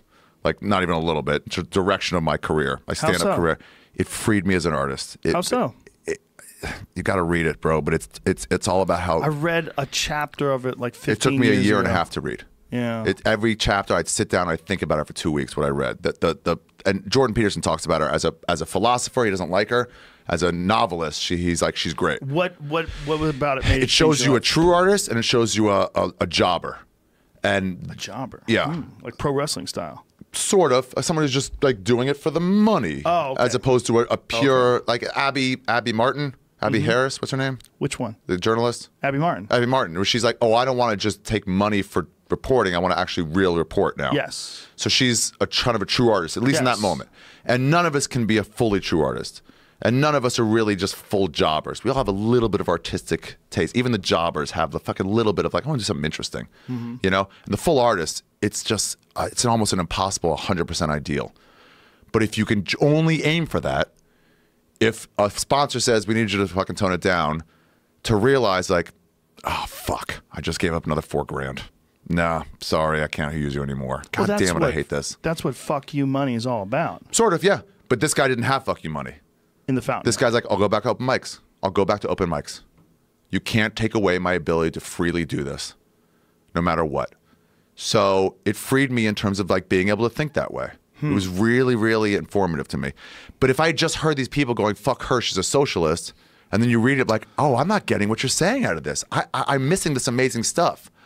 So the people who will just go, fuck you, 4chan as hate mongers, like you didn't really even, you're not even listening to what they're actually doing. Well, as soon as you eliminate nuance and you have reductionist ideology, right? You just want to reduce something to, oh, he's racist, oh, he's hateful, oh, he's this, he's that. That's where ideas go to die. Because you eliminate what it is to be a human. What it is to be a human is to be constantly conflicted, to deal with a bunch of different contrary ideas bouncing around your head, left and right, all the time. You know, and if you want to eliminate the ability to talk to people that you don't agree with, boy, you're living in a fucking bizarre bubble because you're not going to agree with yourself 5 years from now, most likely. Yeah. I mean, if I had an argument today with myself 15 years ago, I'd be like, yeah, man, you're a fucking dumbass. Like, you need to stop thinking this way. You need to stop doing this. You need to look at yourself more objectively. I would can argue with myself. Can I just tell you why I think that? And just like, listen, I mean, the fact it was so divisive, but like, no one listens to the other side. I'll give the easiest argument to me is abortion, where it's like, well, both sides are pro-life. The idea of life. And both sides are also pro-choice. No one's against choice. But you're not hearing the other side. So one side is saying it's a woman's right to choose. It's her body. It's her choice. And it's like, okay, but yes, it's her body. But it ain't a tattoo. There's more to it than just her body. Right. And then the other side, it's like, it's a human life. Like, okay, yes, it's a life. But also, this chick has to carry it for 9 months. She's got to change her whole body in order to carry it. It's not just simply, it's a life. It's not like they're going in and murdering babies. Right. It's in a human life. So can you guys actually talk? Can you guys really talk and own up to like, it's but no more one's than just willing one to give side? up any ground. Yeah. Right. So then we won't talk. The people with the pro-choice are saying, no, it's a woman's right to choose. And the people that are pro-life say, no, you're killing a baby. Yeah. And if you give up any ground, the babies are going to die. So then you can't even talk. You're going to take away a woman's right to have an abortion, and then she's going to have to carry a bunch of kids from people that raped her. I mean, this is the worst-case scenario and extremes on both ends. Yeah. As a booker, as a former booker, it's someone who books a show, they're like, you need more women. It's like, oh, I'm looking hard. But you have to understand that I'm not going to hurt my product over it. I do want diversity. I want diversity of opinion on there. I want diversity of experience. I want some Australians. I want some fucking black people. Ali Siddiq gives a far different life experience than I do. Right. You know, forget about my race. Just his life experience is way different. You know, Ali Siddiq and Byron Bowers, both black guys, gives a far different worldview. Yeah. You know? So I do want that diversity of experience. But I'm not going to hurt I'm not going to get some shitty guy who just was in prison and doesn't know how to tell a story. Right. So I'll work hard, but meet me halfway. Right. I will do it, but find me quality people. Yeah. So well, I'll go to fucking Atlanta and find Miss Pat, but I have to go far for it. So if somebody cancels on my show and now I have 5 white guys, don't be like, fuck you. Look into it a little more. It's like, I just had 2 chicks cancel. So meet me halfway. Well, whenever you're looking for diversity as opposed to looking for the best possible product, you've got an issue. Yeah, and You part of have that to best figure product out- is some diversity of opinion. That is, but it should be good, and there's no reason why the two are mutually exclusive.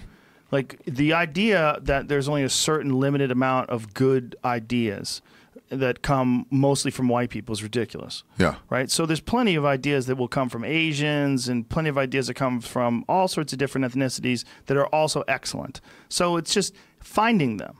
But when you guarantee that you're going to have 5 of this and 5 of that, that's when you're going to have a real fucking problem. Yeah, so I had my friend Colette said that what they're doing in the business world is they're taking what their industry is, the numbers of, let's say, men and women only. Forget about black and white and Latino, whatever. Just men and women. They're taking the number of people in that industry, and in order to correct an overuse of males, let's say, or the other way, overuse of females in like autistic training, you know. But let's just say in the business world, it's 70-30. I'm making that up. Okay. So what you do is they forced you, instead of what California does, like you must put a woman on your board. Yes. Which means like, okay, if we had 3 board members, 1 left, and we have to hire a woman now. Wait, Bill Gates just became available. He wants to work on our board. Can't hire him. Can't hire him.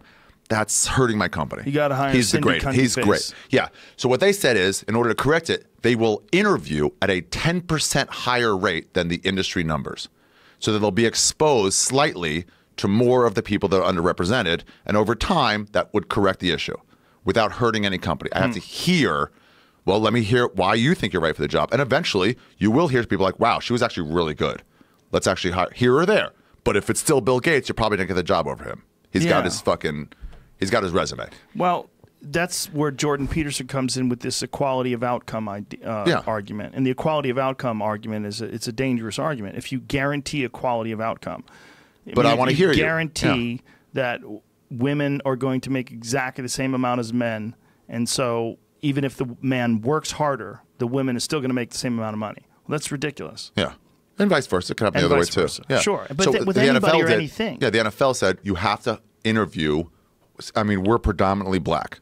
You have to interview, not hire, interview 1 black candidate before you hire somebody. So at least these people get heard, and sometimes you go like, that guy was actually pretty fucking good. Let's really consider him. And then they get hired a little more until it just shifts the needle. Well, but only qualified people. Right. Ideally, what you would want is no racism, right? No racism, no sexism. That's ideal. Yeah. And not to have to make some laws for it. Yeah, but we're not in that world. That's not the world we live in. But it would be nice. Yeah. That would be what we'd really want. For sure.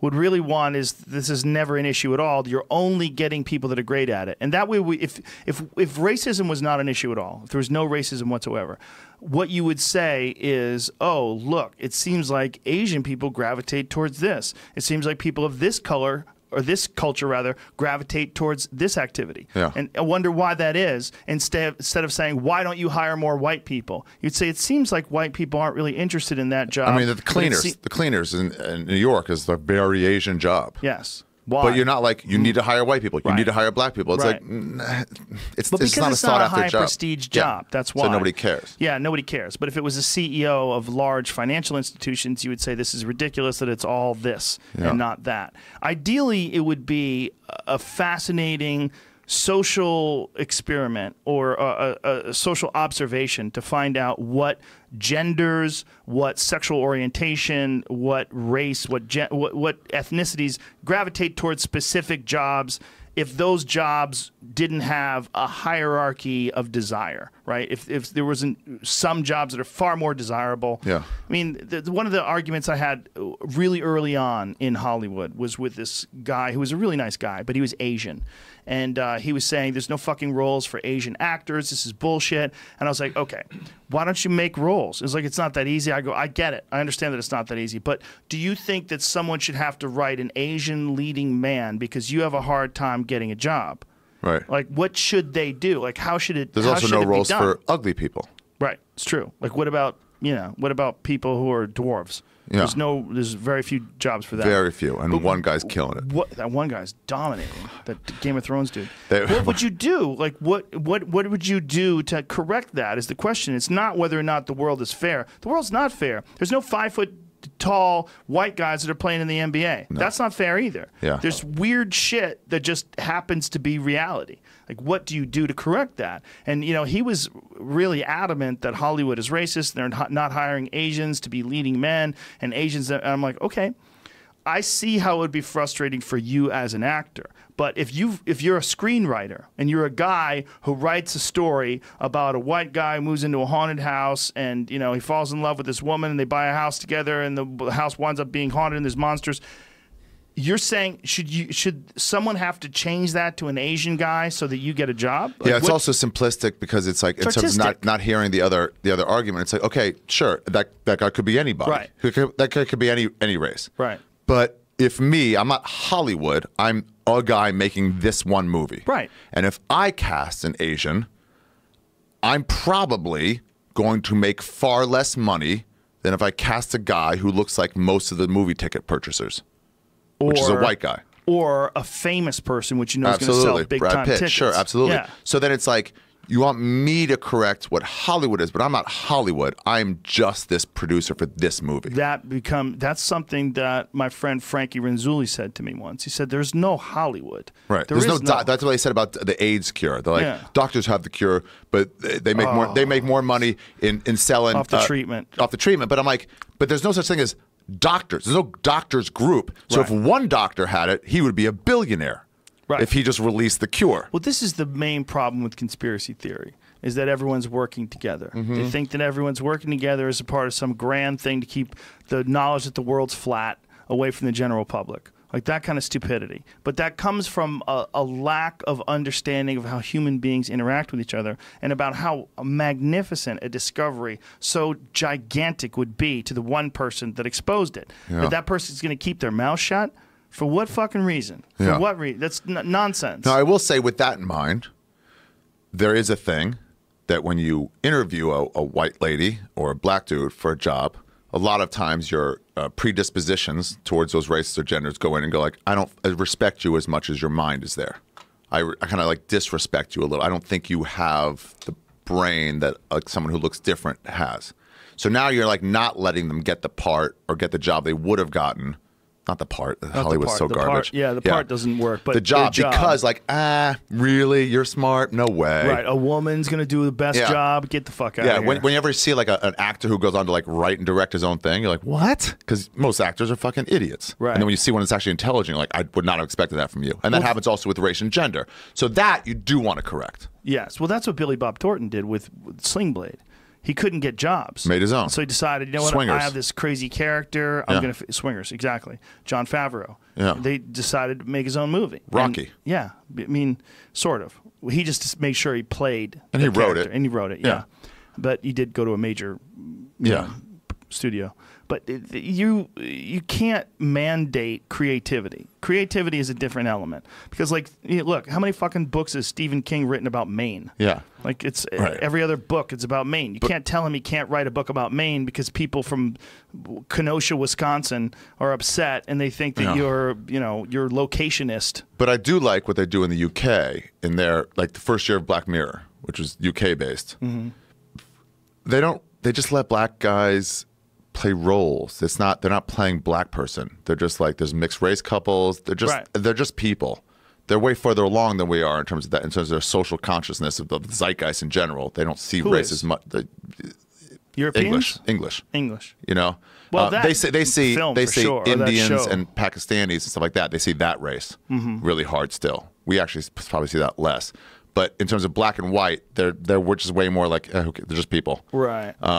That's interesting. Yeah, because they don't have a history of slavery like we do. Maybe Civil War stopped earlier. I'm not sure. I mean, way back they had the Moor in Shakespeare, but like, I don't know. It's just not as bad as us.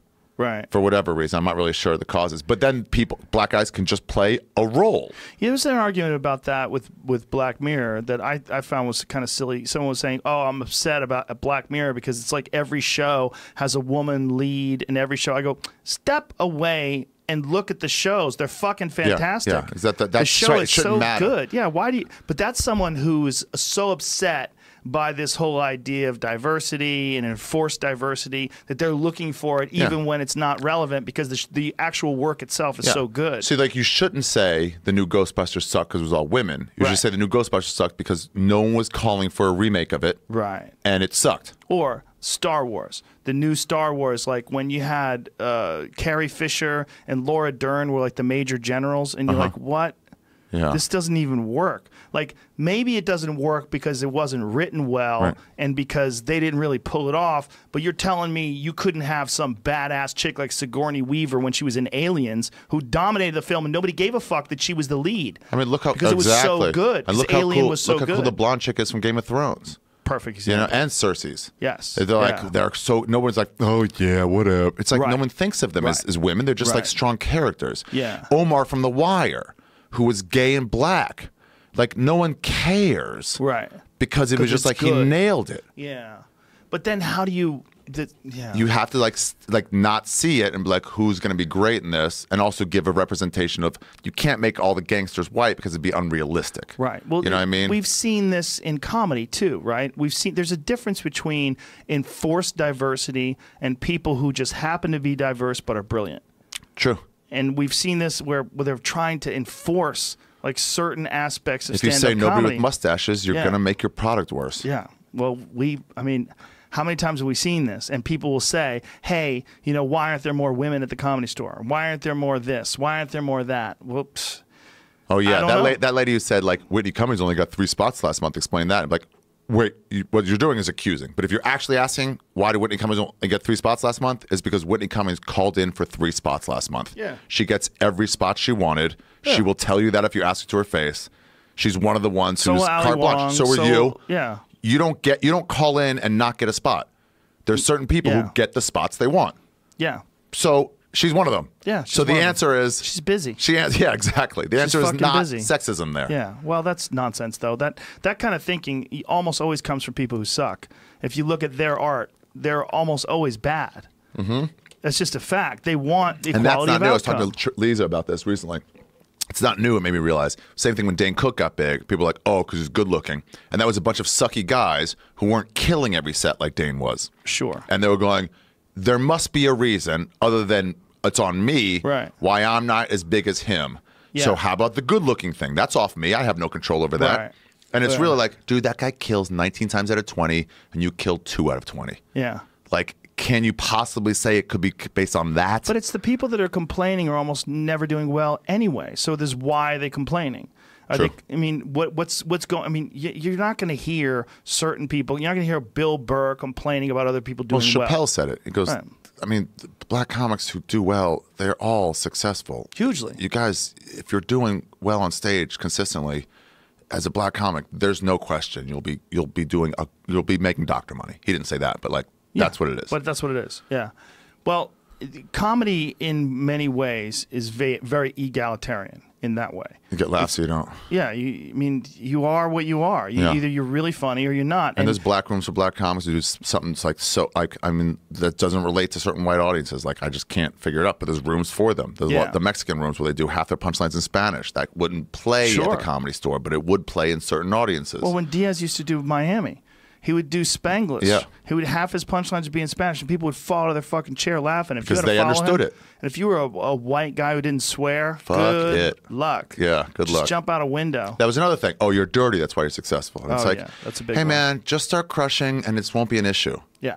Well, that was a nonsense issue, too. Like, I don't want to follow someone dirty. Yeah. Well, why not? Yeah. Why? What difference does it have? Yeah, but this idea that, like, I'm not getting a hit because of a reason is not new. I just realized this has been going on as a reason to be like, off me why I'm not doing well. Yeah, and it doesn't. I think the real sexism, especially for women, is having to work with a bunch of people that are trying to fuck you all the time. Especially, I think, at open mics when you're already ready to quit anyway. Yeah, you're about ready to quit, and now these creeps are around, and there's no one to talk to. And they're half crazy. The coffee shop owner, they're half homeless. I mean, for real homeless. Yeah, people who line up for open mics.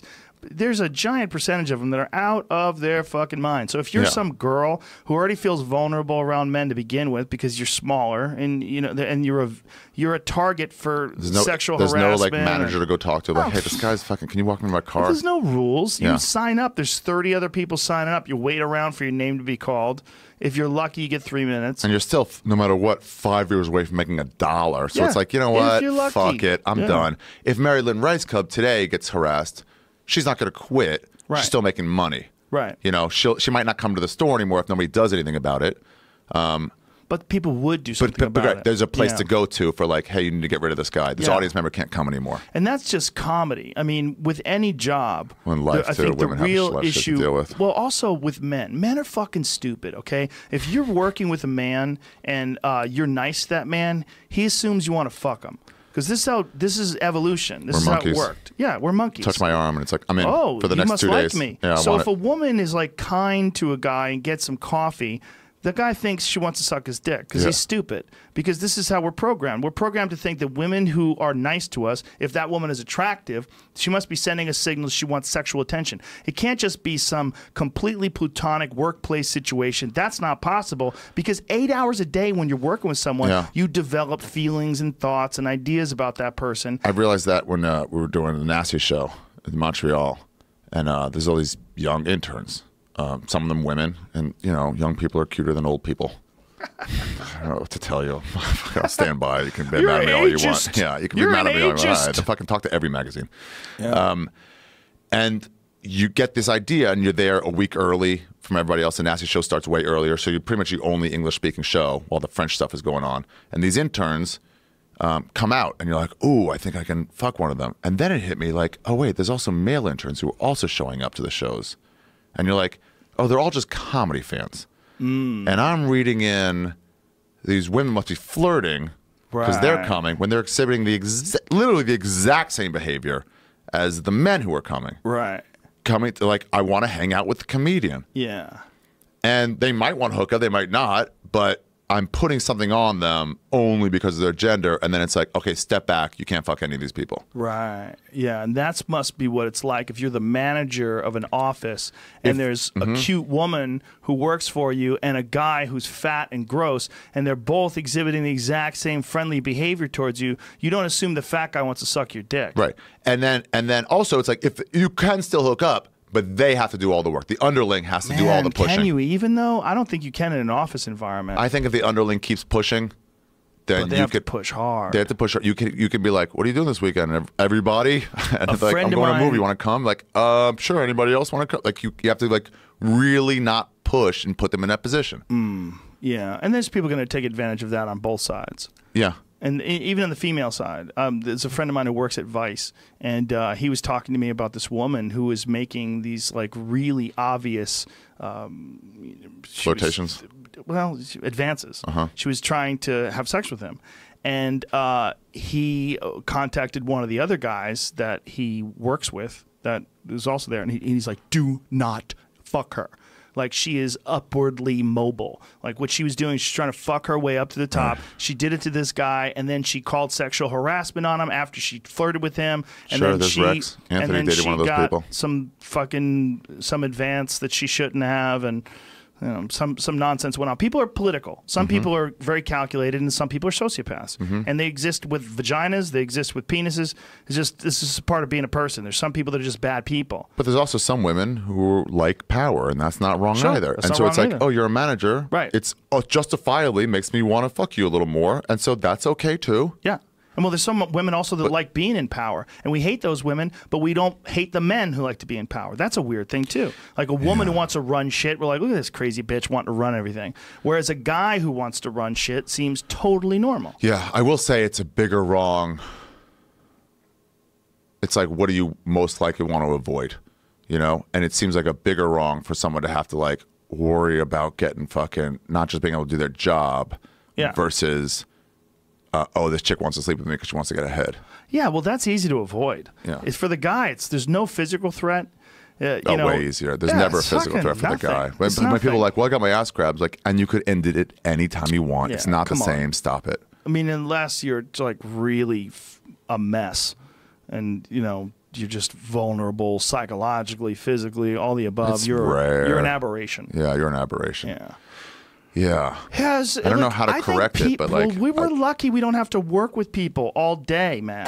People in a fucking office environment that are working around people all day and people have some weird shit, and then you go to the company Christmas party and some guy who works with your wife says some creepy shit to you because, you know, he's been like... He's been coveting your wife behind your back, and you know he wants her, and you know he talks shit about you to her, and she tells you, and that kind of shit is so normal, man. Because you think about how many hours are in a day. You have 24 hours in a day. 8 of them you're sleeping. Okay, so how much time is commuting? How much time is work? Most of your day is at work. So your life is not with your spouse. Yeah. You might not hook up with them, but you're interacting with them in a disproportionate way. Yeah. But do you think, with people sometimes talk about Me Too going too far, but let's talk about for a second, like Me Too going the right level. Do you think, and we don't work in office jobs, so we're just guessing. Right. You think sexual harassments are down now in the last year? I think men who are creeps are probably a little more cautious. I remember after the Mencia video, people all over open mics were calling each other out on it. Yeah. And then occasionally... it was a question of it went too far. We're like, you stole that joke from me. It's like, dude, we both talked about the same movie. Right. You're trying to write me off my whole career off because I talked about, you know, whatever, Dance with Wolves, and so are you. But your thing was about the Native Americans. Your thing was about the fucking, you know, the dog they had. And so I'm sure it went too far here or there, but it was nice where it was no longer acceptable to steal jokes. Yes. And it wasn't just something we're going to tolerate. Right. It's got to be like that, too, with this Me Too stuff. It's no longer acceptable to fucking pat an ass. Exactly. And you can be like, what? I just wanted to... And everyone else, even the guys like, dude, no. Dude, I couldn't imagine being a man, or rather the opposite. I couldn't imagine being a woman working for a man who wanted to fuck me and me getting a raise, me getting some sort of upward movement in my career is dependent upon this person making a decision, and this person's always trying to fuck me. That would be disgusting. And that's what a lot of women have to deal with all day long. And that's only one step of it. How about the fucking Bill Cosby step? How about you can't leave your fucking drink alone? You can't leave your drink. That's a reality with a lot of women. That's not a reality with you or me. We're not always trying to rape us. I mean, there's a lot of shit that women have to think about that we don't have to think about. A lot. Many, many, many, many, many, many, many things. Yeah, it is interesting. This now is all coming up. You're like, what? How many of you had something? Damn. Fuck, it's worse than I thought. A lot of it's, too, because like you just want to believe the best in the world and people. And so when you're like, you're like, no, that can't happen that much. And it's not like you're the problem. You're not doing it. But you just don't want to believe that's possible. We're so removed. You don't want to believe some kid can get chopped up by some monster. Right. You're like, no. Right. Yeah, we're removed from it. We don't see it as much. It's not directed at us. We live in fucked up worlds, man. Our world is everybody smokes pot. Almost everybody drinks. Yeah. You know, everybody's a deviant. Everybody is impossible for them to have a regular job. Every single one of us that's successful as a comic, it's virtually impossible for any of us to have ever existed in an office environment and survived. Yeah. we're too fucked up, but we're perfect for comedy.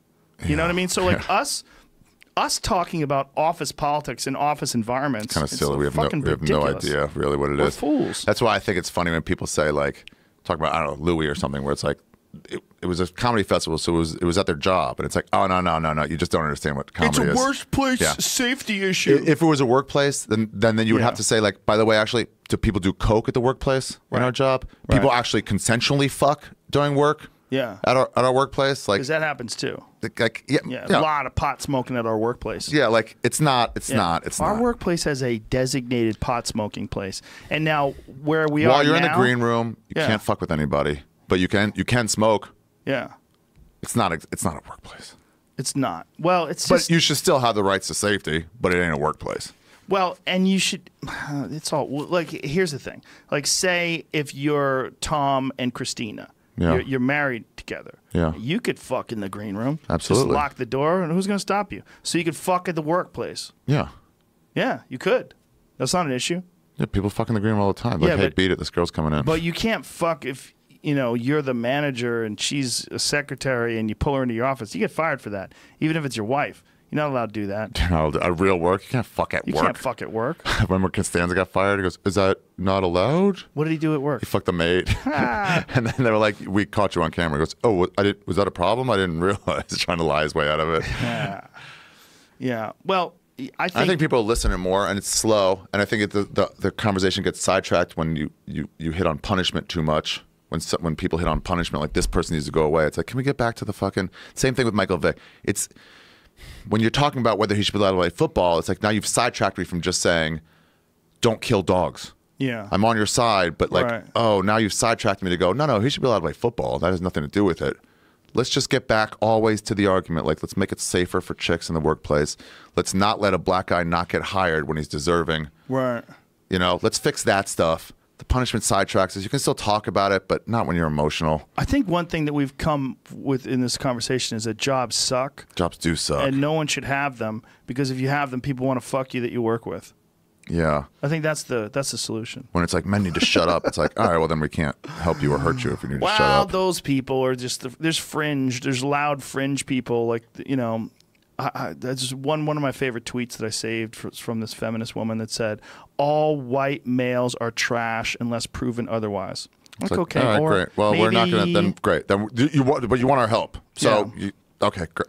Well, good luck with that. Unless proven otherwise that's a ridiculous way to look at things. Yeah. I mean, what if a man said that, all women are cunts unless proven otherwise? That's a bad person. Well, it's also like the answer to, I don't know, white dudes have been in charge forever is not, fuck these people over who I wasn't here for forever. White people just need to stop talking. Yeah, and it's like, okay. But the answer is lack of racism, lack of sexism. Yes, complete lack. Even in judging white people, even in judging white males, even in judging white males in a position of power. Yeah. Like, there should be no racism. There should be no discrimination. And people should be... That presidential candidate early last time, and they're like, how do you feel about Black Lives Matter? And he hadn't heard about it yet. Mm-hmm. And he goes, yeah, what? And he was super progressive. It's like, of course Black Lives Matter. All lives matter. What are you talking? Yeah. And they're like, all lives matter? You can't say that's that. That's a slogan for the other side. And they like wrote him off. And he's like, I just didn't know about your fucking 3-word summation of the whole argument. Yeah. Black Lives Matter or all lives matter. And Bernie Sanders said Black Lives Matter. And he said, why? And people are like, oh, you're super progressive. We love you, Bernie. You're playing by the rules that we've established. And you're saying the things that we make you say. Yeah. Well, of course, all lives matter, but Black lives matter as well. So do yellow lives matter. Also, it's too fucking crazy. It doesn't work as a slogan. If you go, hey, we need to figure out why black people are getting shot at a higher rate in their percentages than white people by cops. So we need to like curb that immediately, and we need to make it somewhere where you can actually trust the police to represent you all and not have a fear of them. It's like, that's not a slogan you can throw out. Right. But if you said that, then nobody's going to be like, no, you should have to worry about cops not doing It's like, we were just like, yeah, I'll get behind that. Super deep and complex conversation about systemic racism in communities where, like in Baltimore, where they literally established zones where black people couldn't buy homes. Yeah, and now you're going to sum it up into 3 words? Yeah, you've got giant cultural issues that should be addressed on literally a nationwide scale. Yeah. Like we're interested in building nations and helping people in Afghanistan and giving aid to Saudi Arabia and all these different fill in the blank with whatever country it is.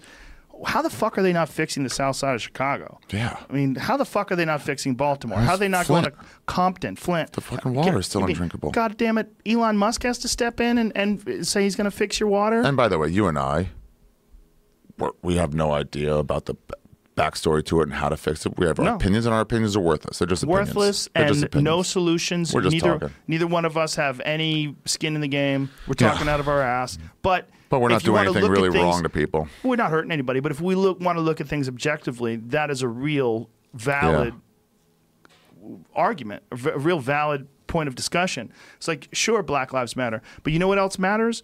Really bad communities that have been bad for decade after decade after decade, and they're not being addressed by any politicians. They're not being addressed by any community leaders. No one is stepping in and saying, hey, before we do anything involving any other country, we've got to fix all the problems we have right here, and they can be fixed. They can be fixed, and it might take decades. It might take years. I don't know how long it's going to take, but it's not going to be fixed at all if we do nothing. Right. I mean, if we've that's also part of this argument when it goes too far. As the pendulum was here, we want it back in the middle. So it's just gonna have to swing like a little too far and then come back. When we're talking about Me Too and sexual harassment and rape and all this stuff, I think one of the things that we're dealing with is information. The distribution of information is occurring at a rate that's unprecedented. It's never been like this before. Yeah.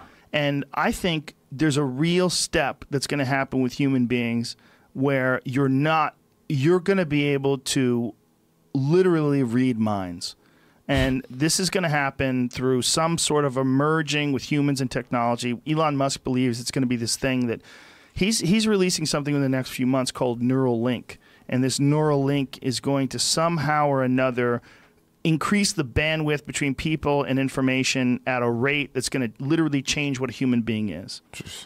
And the way he was explaining it was very vague. But, you know, when you're talking about a guy like Elon Musk and the insane ideas that he has bouncing around inside his fucking robot brain, I believe him.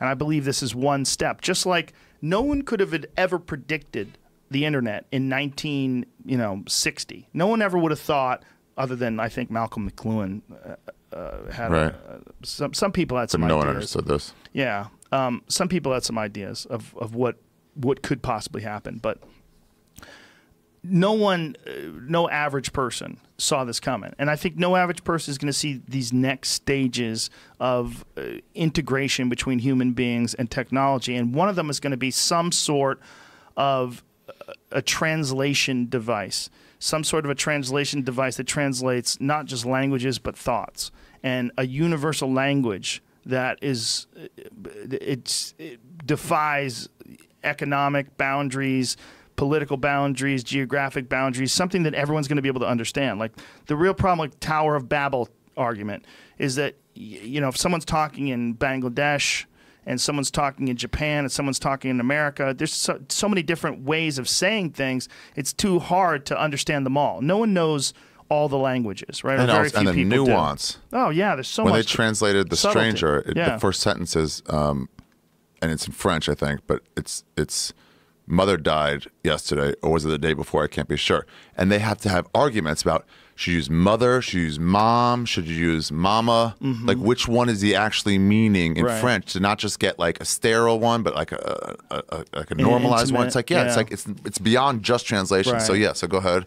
And I think this is one of the giant problems with whenever you're dealing with nationalism, whenever you're dealing with this idea of the other, that someone from another place is different than you. It's different than you. Yeah. Kids in Yemen's lives don't matter nearly as much as, I don't know, someone not getting hired for Kids late night in Yemen TV. is a perfect example because they're using drones to launch missiles into a country that we're not even supposed to be at war with. Kids, because they're going after, not insurgents. Yeah. A 6-year-old little girl is dead times 1,000. Right. But you know, if one died, because like, but it's why not is that okay? It's not happening in Chicago or San Francisco. Right. There's no drones launching into the East Village.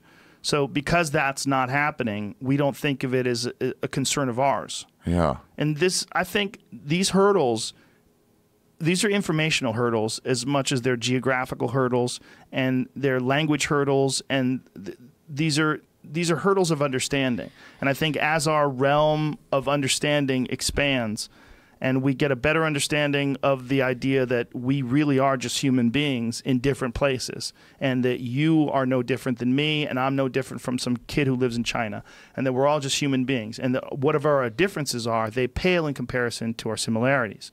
And also the random chance that you were born in Maryland and I was born in New Jersey. Yeah, there's that and too. This randomness and this idea that you take pride in that is so foolhardy and so ridiculous. And the idea that somehow or another we're on some sort of a tribe. And this is something that human beings cling to for security and safety. And we go with tribe left and tribe right, and we go with tribe progressive and tribe conservative, and we go with tribe America and tribe Canada and tribe Mexico. It's all foolishness. And I think as technology expands, that will be more and more preposterous. And you're starting to see this with even the way people view religion. If you looked at people from just a few decades ago, how many people in this country thought they were, how many identified as atheists? It's quite a bit less than today.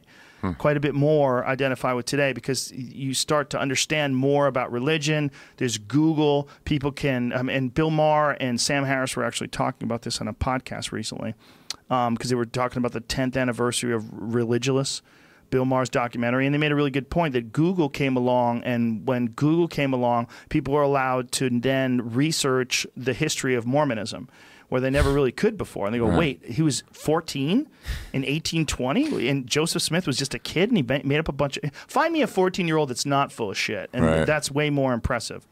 And then Scientology and many of the, many of the chapters in the Bible, when people look at the difference between the New Testament and the Old Testament, and who wrote it and why, and how many passages were removed and edited by human beings. So like, you decide the work of God, like what gets to be released and what's not. Yeah. All that stuff is, it's kindling. You see it now, it's like, meh. It's kindling for the fire of enlightenment, and that fire is spreading. And I think that it's an informational tool. And this I think fire that's of enlightenment is it's a bad term, fire of enlightenment. But just but the then spread when you of realize ideas. it's like me too, when it really does get out, we're like, whoa, I didn't realize how bad it had gotten. And we think about how many women you like. They were talking about this a long time ago, and you're like, "Come on, yeah." And you're like, "Man, relax, honey." Yeah, exactly. Like that's okay. And now you're like, "Fuck, I guess it is really bad." Well, the Cosby, jeez, the Cosby thing. I remember hearing about that when I was at News Radio. Yeah, it was always a thing. Like, I guess I don't know, maybe. But I didn't think about it like in terms of real terms. That's an actual person, an actress. Yeah, or if like that was my sister who went through that, or my mom. That's another reason too, where I'll try to put myself in the place. I'm pretty good at like. I mean, you've seen me tell stories. I get worked up. I can put myself in the place I was, or imagine something pretty good. And so it's like, yeah, if it was your sister, your mom, your girlfriend, your wife, daughter going through it, you'd be like, "I'll fucking kill that guy." It's like you're so mad. But then the same thing when I hear about like, I don't know, like Louis, and if my sister is like told me that, I'd be like, "He did what? Beat off in front of you?" Was it all red? Was it all red? Like pubes? Was it red pubes? Like how many of them were gray? Yeah, so it's like, yeah, I try to put in them as a position as best as I can. I still don't have to go through it if it's wrong, but like, there's levels. There's levels. But also, it's like, getting back to it, it's like, you really hear about all this stuff now, and you're like, whoa. But there's also, in terms of someone like Louis, there's got to be a road to redemption. And this is one of the problems with people that are so fucking angry, is that they don't think there's any road to redemption. They want his career to be taken away. Should never play again. But the Michael Vick thing is different. Because Michael Vick tortured and murdered dogs. Didn't murder. You don't murder. But he also went to jail for 4 years. Dogs. He did the time that the state said you need to do this for what you did. He served his time. He lost his freedom for 4 years. Yes. So his job that he had before has nothing to do with it, but it does come down to people going, I'm not through with you suffering yet. Okay. Same thing with Louis. I still think it's a different I'm not through with you suffering. You represent evil to women. And torturing dogs. Of course it's different. Do you represent evil to women just because you beat off in He's front a of them, representative or are you just a of creeper? that. They're not. Of course you're just a creeper, but like, not even that, I don't think. But like a pervert. I guess. What are you? I don't know, man. You're sexually deviant? You hang out with two girls who are like talking dirty to you for 2 days. You go on drinks with them. You start getting like the idea. It's like, I think I can hook up. I think I might have a threesome. And they're like, nah, it's not enough of a reason to go for it. It's like, yeah, you're right. I need more signs. So like, well, let me say you want to go out for drinks. And they do. And it's like, still, no, it's not enough of a sign. It's like, yeah, you're right. You're right. Oh, I know. I'll invite them up to my hotel room.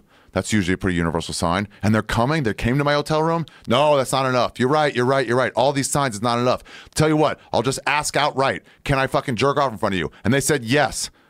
No, that's still not enough? What are you talking about? Well, here's the... So no, not creeper. But he represents things to people. Yes. Just like Roseanne represented Trump when she said she has a character who voted for Trump in the show.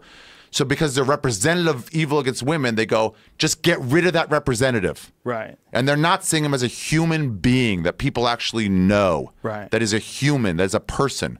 Not only that, if someone says yes, if you ask, can I beat off in front of you, and they say yes. And then never say, no, I was just kidding. Just leave the yes out there. Here's this. We're done here. We're done. Did you say yes? Yeah. Okay. So if a girl says, can I play with my pussy in front of you? And you go, yeah. And then she does it. You go, well, that was fucking disgusting, and I can't even believe this happened, and I'm going right to the press. Like, wait a minute. Did you say yes? Yeah. Like, okay, here's one thing is if this is an aggressive, angry person who traps you in a room, you feel like the only way you can get out, of this room is you let this guy beat off in front of you, and you're fearful of your life. Most people don't really care. I saw him on stage. Everyone clapped like crazy. Yeah. They were so happy. And when he goes, guys, I'm just going to do jokes tonight, everyone's like, fuck, yes. Yeah. Just do jokes. Just do jokes. We just want to see what we loved about you 2 years ago. Yeah. 10 months ago. Yeah. And Michael Vick, we just want you to see you throw. We're done with that. You did your crime, or we still hate you. There's nothing to do with Michael Richards? How you got your job. He just yelled out racist shit. But nobody liked him on stage. But the thing, yeah, you're right. So it's like I'm not missing anything from you. The thing about Louis is, there's got to be some path of redemption for everybody. Yeah, for everybody. I mean, human beings vary wildly. Can Bill Cosby not go up at a prison talent show? No. No. No. It's over. He can't even go up in prison. No. Disagree. I'm kidding. Until you show me the connection to what he did versus this job, you know what I mean? Pete Rose bet on baseball. He hurt the job he was doing. So that you can't be in baseball anymore because you fucked over baseball. But did he fuck over baseball by betting on it? Yeah, they show he probably threw some games. He used his relievers in situations he wouldn't have, that he can't use them tomorrow because you fucked over baseball. That fucked over baseball. Baseball has shut its doors to you. Right. If you steal jokes, yes, maybe there is a path to redemption.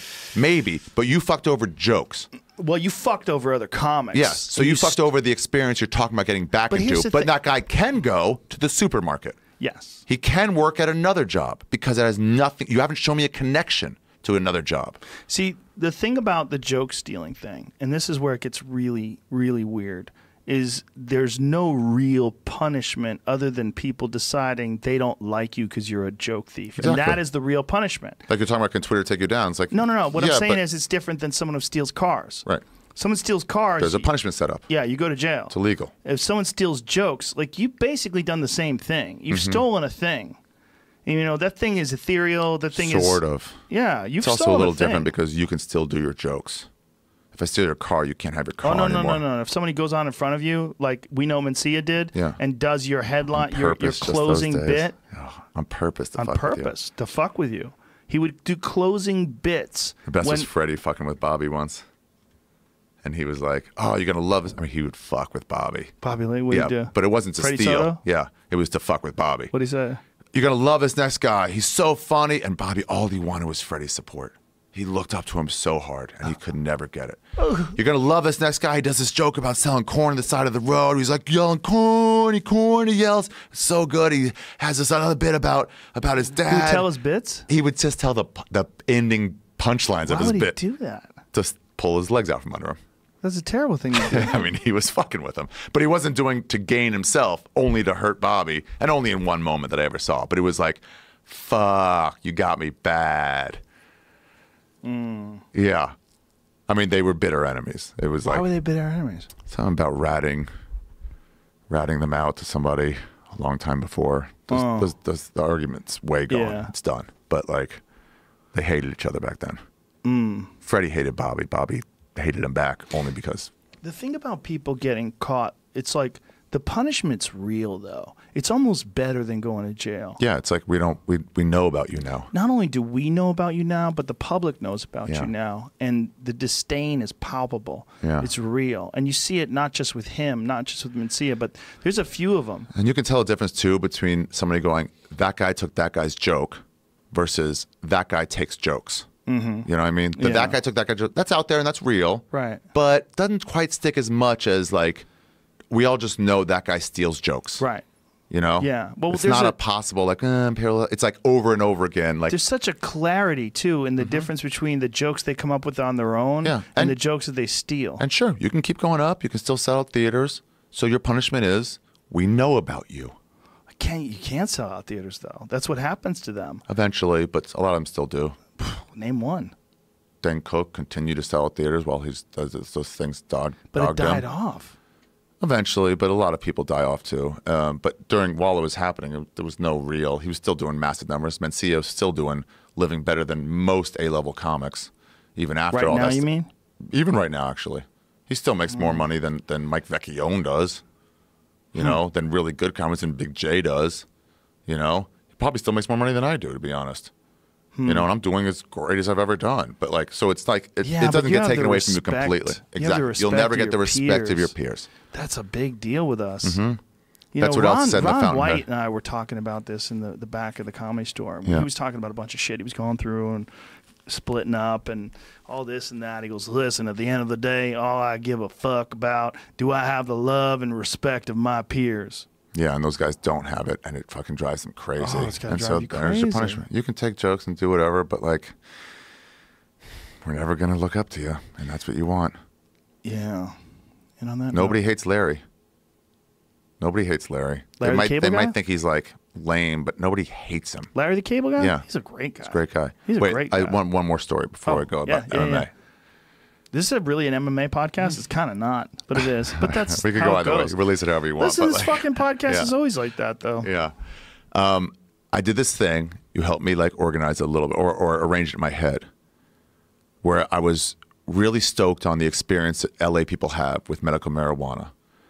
And I said, it's not fair that other people don't get to have this experience of taking these breath strips at a UFC and how great it is. And I was like, I'm going to have an event called Hunt for the Edible. Oh, no. And I am going to hide marijuana, have a scavenger hunt. At first, I thought, like, have some clues and they'll come to me, I'll give it to them. Like, a cop will do that and come to you. And you're like, good point. I got to hide this.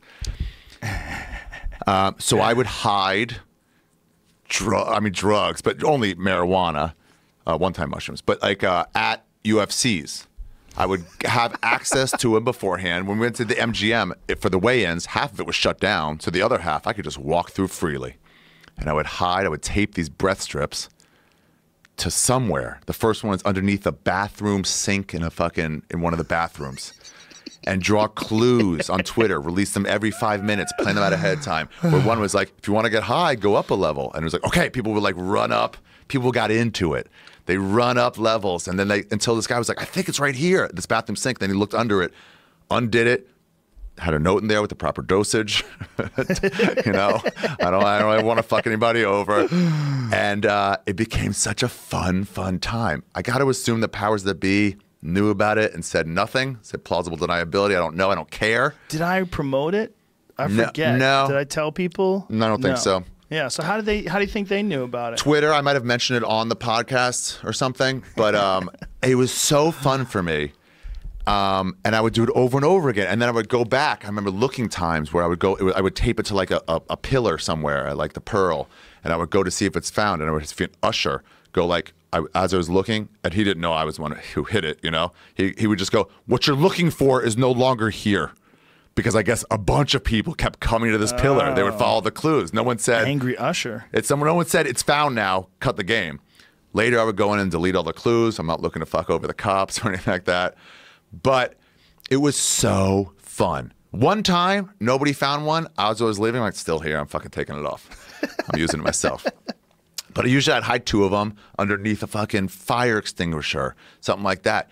Now, one time,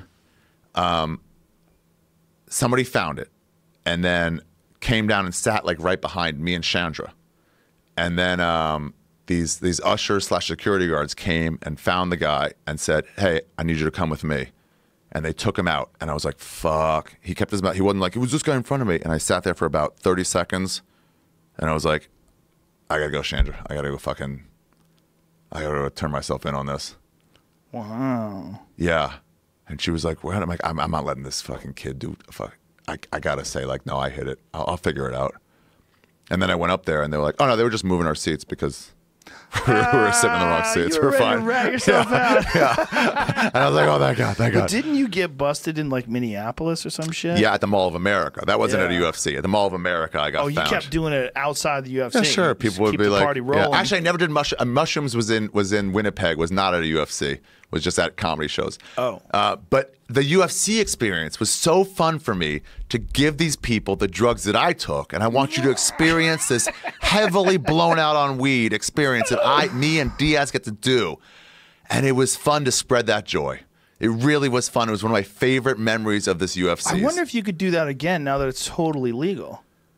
Oh, maybe you're right. In California and Nevada, they're both entirely legal. Legal. Wow. Massachusetts, legal. Wow. There's a bunch of states now, and now all of Canada. All of Canada, that's right. October 17th, Canada fucking went whole hog, baby. Yeah, I wonder if I could do it again. Salute, Canada. Salute. You bad motherfuckers. Yeah, finally coming through. Congratulations. That's a beautiful thing they did. They made it legal 1 nationwide. 1 hour before the first guy got pulled over for smoking weed in his car. Probably, right? Yeah, no, that's what it was. It was an hour after it was fully You got legalized. The guy busted? got busted for Yeah, smoking you weed can't in the do car. that. Don't do that, Smoke weed dummy. before you get in the car, you Yeah, idiots. Come on, stupid. Don't be ridiculous. Yeah, but that was one of my favorite memories of UFCs, having that thing. We had some good goddamn times. We had And it some was good funny goddamn that it times. took me a long time to figure out that I could combine the UFC and comedy. Yeah, I remember you taking us with us a few times, and then I was like, "Dude, why are we doing nothing on Friday nights?" And you're like, "What do you mean?" Like, We I were just can't gonna schedule a eat. show. Can you schedule a show? Yeah. I mean, we're going to do guest spots somewhere. Yeah. Let's just make a couple bucks. What did we do? How did we start doing it? I You think we remember? would. I think honestly, when we did like the Pearl or something, Court McCown would be like, "Hey, if you want to come in and do a set, you can." Like Dom Herrera had like sets. He's like, "Yeah, come do a set." I remember smoking cigars with me, you, him, Kevin James, and just like the Common Bar. Yeah, those are that's I hated right. those clubs, but those Common Bars were the best. Those were great, and we could sneak around back Doug, then. yeah, we didn't exactly. get attacked. We didn't get mobbed. Yeah. And then eventually it was like, hey, instead of just doing occasional guest spots, why don't we do clubs? And the clubs would get full. I remember Guy Torrey doing something maybe in Omaha. And it was like, well, how about a midnight Friday show? Can we do Yeah. that? You didn't want to bump anybody. Right. But then you would schedule it months and months out, so nobody was scheduled. Yeah. And then theaters was just one night anyway. And it just became like, we're not wasting time doing these fun UFC stuff. We're actually working. If you ever want to do those again, man, we could do some. It became harder as I started headlining to be like, I got to give up time Yeah. to go do that. I remember one time it was, you were like, can you come to Dallas? You know how there's like shows that are important to you? It might not be the most money or anything, but it's important to you. Case in point, I went to do the Wilbur, my first time doing the Wilbur, And that was one of the ones I remember you doing, me opening for you. And then I'm doing 2 shows at the Wilbur. I'm like, I want to show Boston, an important comedy city. Yeah. So then I was like, I needed to get like a really good opener, just somebody. I got Joe Liss. It was like, you're a headliner. I need you to open for me. And luckily he'd been open for Louis, and his schedule became clear. Because lucky for us, that's how I opened every show. Lucky for us is, yeah. And you were like, you had this show in Dallas, and you're like, can you do it? I'm like, I'm doing the fucking San Francisco comedy festival. Like, how much you getting paid? I'm like, honestly, like $400. It's not about that. I agreed. And you're like, I'll give you $5,000. I'll cancel now. Let me get off the phone right now, and I'll go ahead and finish the process of wanted you to do canceling. it because it would be more fun. Yeah, there's that too. Yeah. It would be more fun. I mean, we've had some fucking fun times, man. Blasts. And when I talk to people about the road, they go, oh, the road is lonely. I'm like, you're doing it wrong. Yeah. You're supposed to do it with your best friends. Do some fun shit with it. I try to stay later on Sunday and go hiking if it's like if it's cold in New York and I'm in Austin, fucking stay in the warmth a little bit. Yeah. Do something fun. That's a good move. Yeah. But you and your friends is the number one It's way a to do different it. thing, man. The Entourage thing, when we did that, it was too big. It was too got much out of control. work. It was too much work. It was too hard to organize and get everybody together. And it was too much pressure on me. I was like, I don't want to deal with this. I just want. You got to be an administrator too with all those people. Even 2 openers or 2 acts with me, it's too much work. 1 person is fine. The only reason you brought a second opener was because the one opener was so irresponsible and you couldn't trust that he'd be there. But he was so brilliant that I refused to not hire him whenever I could work with him. The obvious answer is get someone else. But you were like, no, I'll get a buffer in case. Well, my feeling on Diaz is always like I've always had a special place in my heart for him because he reminded me so much of my friend Johnny B from New York who Johnny died. the pool player? Yeah, and like I knew what Joey was. He's this brilliant guy who had a really hard time with reality, with life, with civilization. He was just, but in those moments of brilliance, he was worth everything to me. So I was like, look, what I'm going to try to do with this guy is I'm going to try to somehow or another, because I was in mainstream. I had a television show. Pull him in I somehow. had clubs that I could headline. I'm like, I'm going to bring this guy into the world, and I'm going to show him how I do it, and I'm going to like indoctrinate him. I'm gonna, you know, he's older than me, and I respect him, and I'm not like a mentor to him, but I am someone who was more advanced in comedy, but was a giant fan of Joey Diaz. So I was like, I just want to figure out a way where it can work for this guy. Because I know if this guy's just out there hustling and being crazy and doing coke, it's going to go off the rails. Like whatever I can do to, and I think it helped him that someone who was established, a guy who legitimately didn't give a fuck what he did. I wanted him to be wild. You let him be himself. Want to be himself. Yeah, you loved it wilder than ever. I want to be fun. I don't care. I never cared about what went on. I wanted fun for everybody. Like it was important for me that I'd be the only one. Like that's one of the biggest poisons ever with comics. Be the only funny one. Yeah. I'm the headliner. I'm the only one who kills, and you guys are doing too well, or you guys are doing too much time. For me, it was like, go have fun. Yeah. We're here to party. This is a party. Case in point, Denver once when I just did way too long. It was just me and you, I think, but I did 44 minutes. And Red Band's like, dude, you did like 45 minutes. I was like, no, I did not. Just didn't realize. And he's like, you did. I'm like, there's no way. I did 25 or 30. But that's such a good club, the Comedy Works. And he goes, I recorded it on video. I can show you the starting point and the ending point. And he did. And I was like, oh, fuck. I've told you this before. But I was like, dude, I'm so sorry. That was way wrong. You're like, no, it didn't matter. I'm like, no, I'm really sorry. He goes, no, it didn't matter. I'm like, no, but I shouldn't do that. You're like, no, you killed, and then I went up and killed, so you haven't made a connection to me where it does actually matter. Doesn't matter. We both killed. Why is it an issue? If it goes off the rails one time and you go long, like who gives a shit? Yeah, and it's not a consistent it's just thing. Fun. Yeah. It's just that the whole thing to all of us should be. We know the process. Try some shit. Have fun, and the audience has a great time. That's that's all I wanted, and to have also that stand up wasn't something that I had to do for money. Like stand up was almost like supplementing whether it was news radio money or Fear Factor money. It's like I had all this money that I could, my bills were okay. I was okay. I didn't have to think about it. So I didn't worry about getting kicked out of clubs. I didn't worry about not getting booked. I'm like, so what?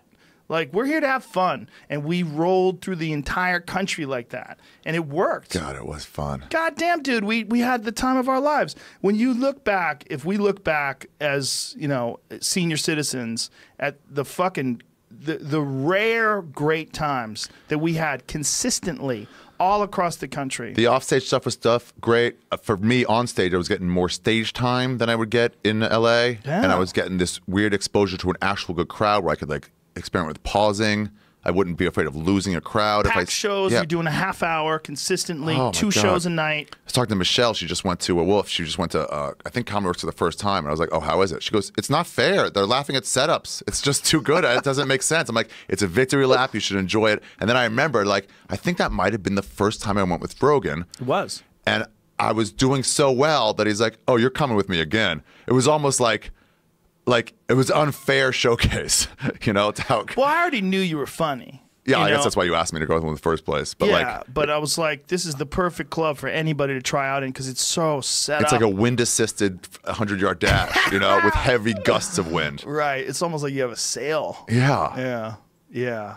Oh, they were fun. Yeah, we had a great fucking time, dude. And it worked. Look, I mean, look how all the people that went with us, whether it's Diaz or Duncan or you or Segura, they're murdering now all over the country. Murdering. Doing quite well. If I was a talent scout, dude, I'd be 100%. No, you would not.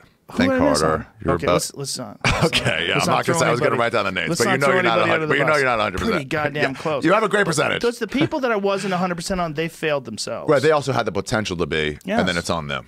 Well, discipline is something that a lot of people lack, man, and it's very, very unfortunate. And we're seeing it right now, Bert Kreischer. You're behind by 1,000 points, motherfucker. Can I promote 2 days before we go? I'm doing a live reading of with Danish and O'Neill in New York, November 11th, of the screenplay I wrote in college. Oh, I've been hearing about this in your Shooter. podcast. Yeah, oh, by the way, it's horrible. Your podcast on Sober October, where you're walking around New York, is goddamn awesome. I'm so angry and full of So withdrawal. fucking hilarious. Thanks. You're my favorite when you're angry. Angry Ari's my favorite Ari. When you're so fucking furious, you're fucking. That's my favorite Ari. And then I got a European tour coming November, and November 16th starts in Reykjavik, and it ends December 9th in Zurich and all sorts of cities. So please check out arithegreat.com for tickets. I'd love to see you out there. Brussels, Amsterdam, Copenhagen, all sorts of places. Boom. And there's 10 more days, ladies and gentlemen. 10 more days, and then glue that hair on. 10 more days, and then we're going crazy. I can't wait for November 5th will be the wrap-up show where someone besides Bert Kreischer will get that championship belt. I might go work out right now. I'm going to go work out right now. I have to. I have to. I have to twist a blade. All right. Bye, everybody.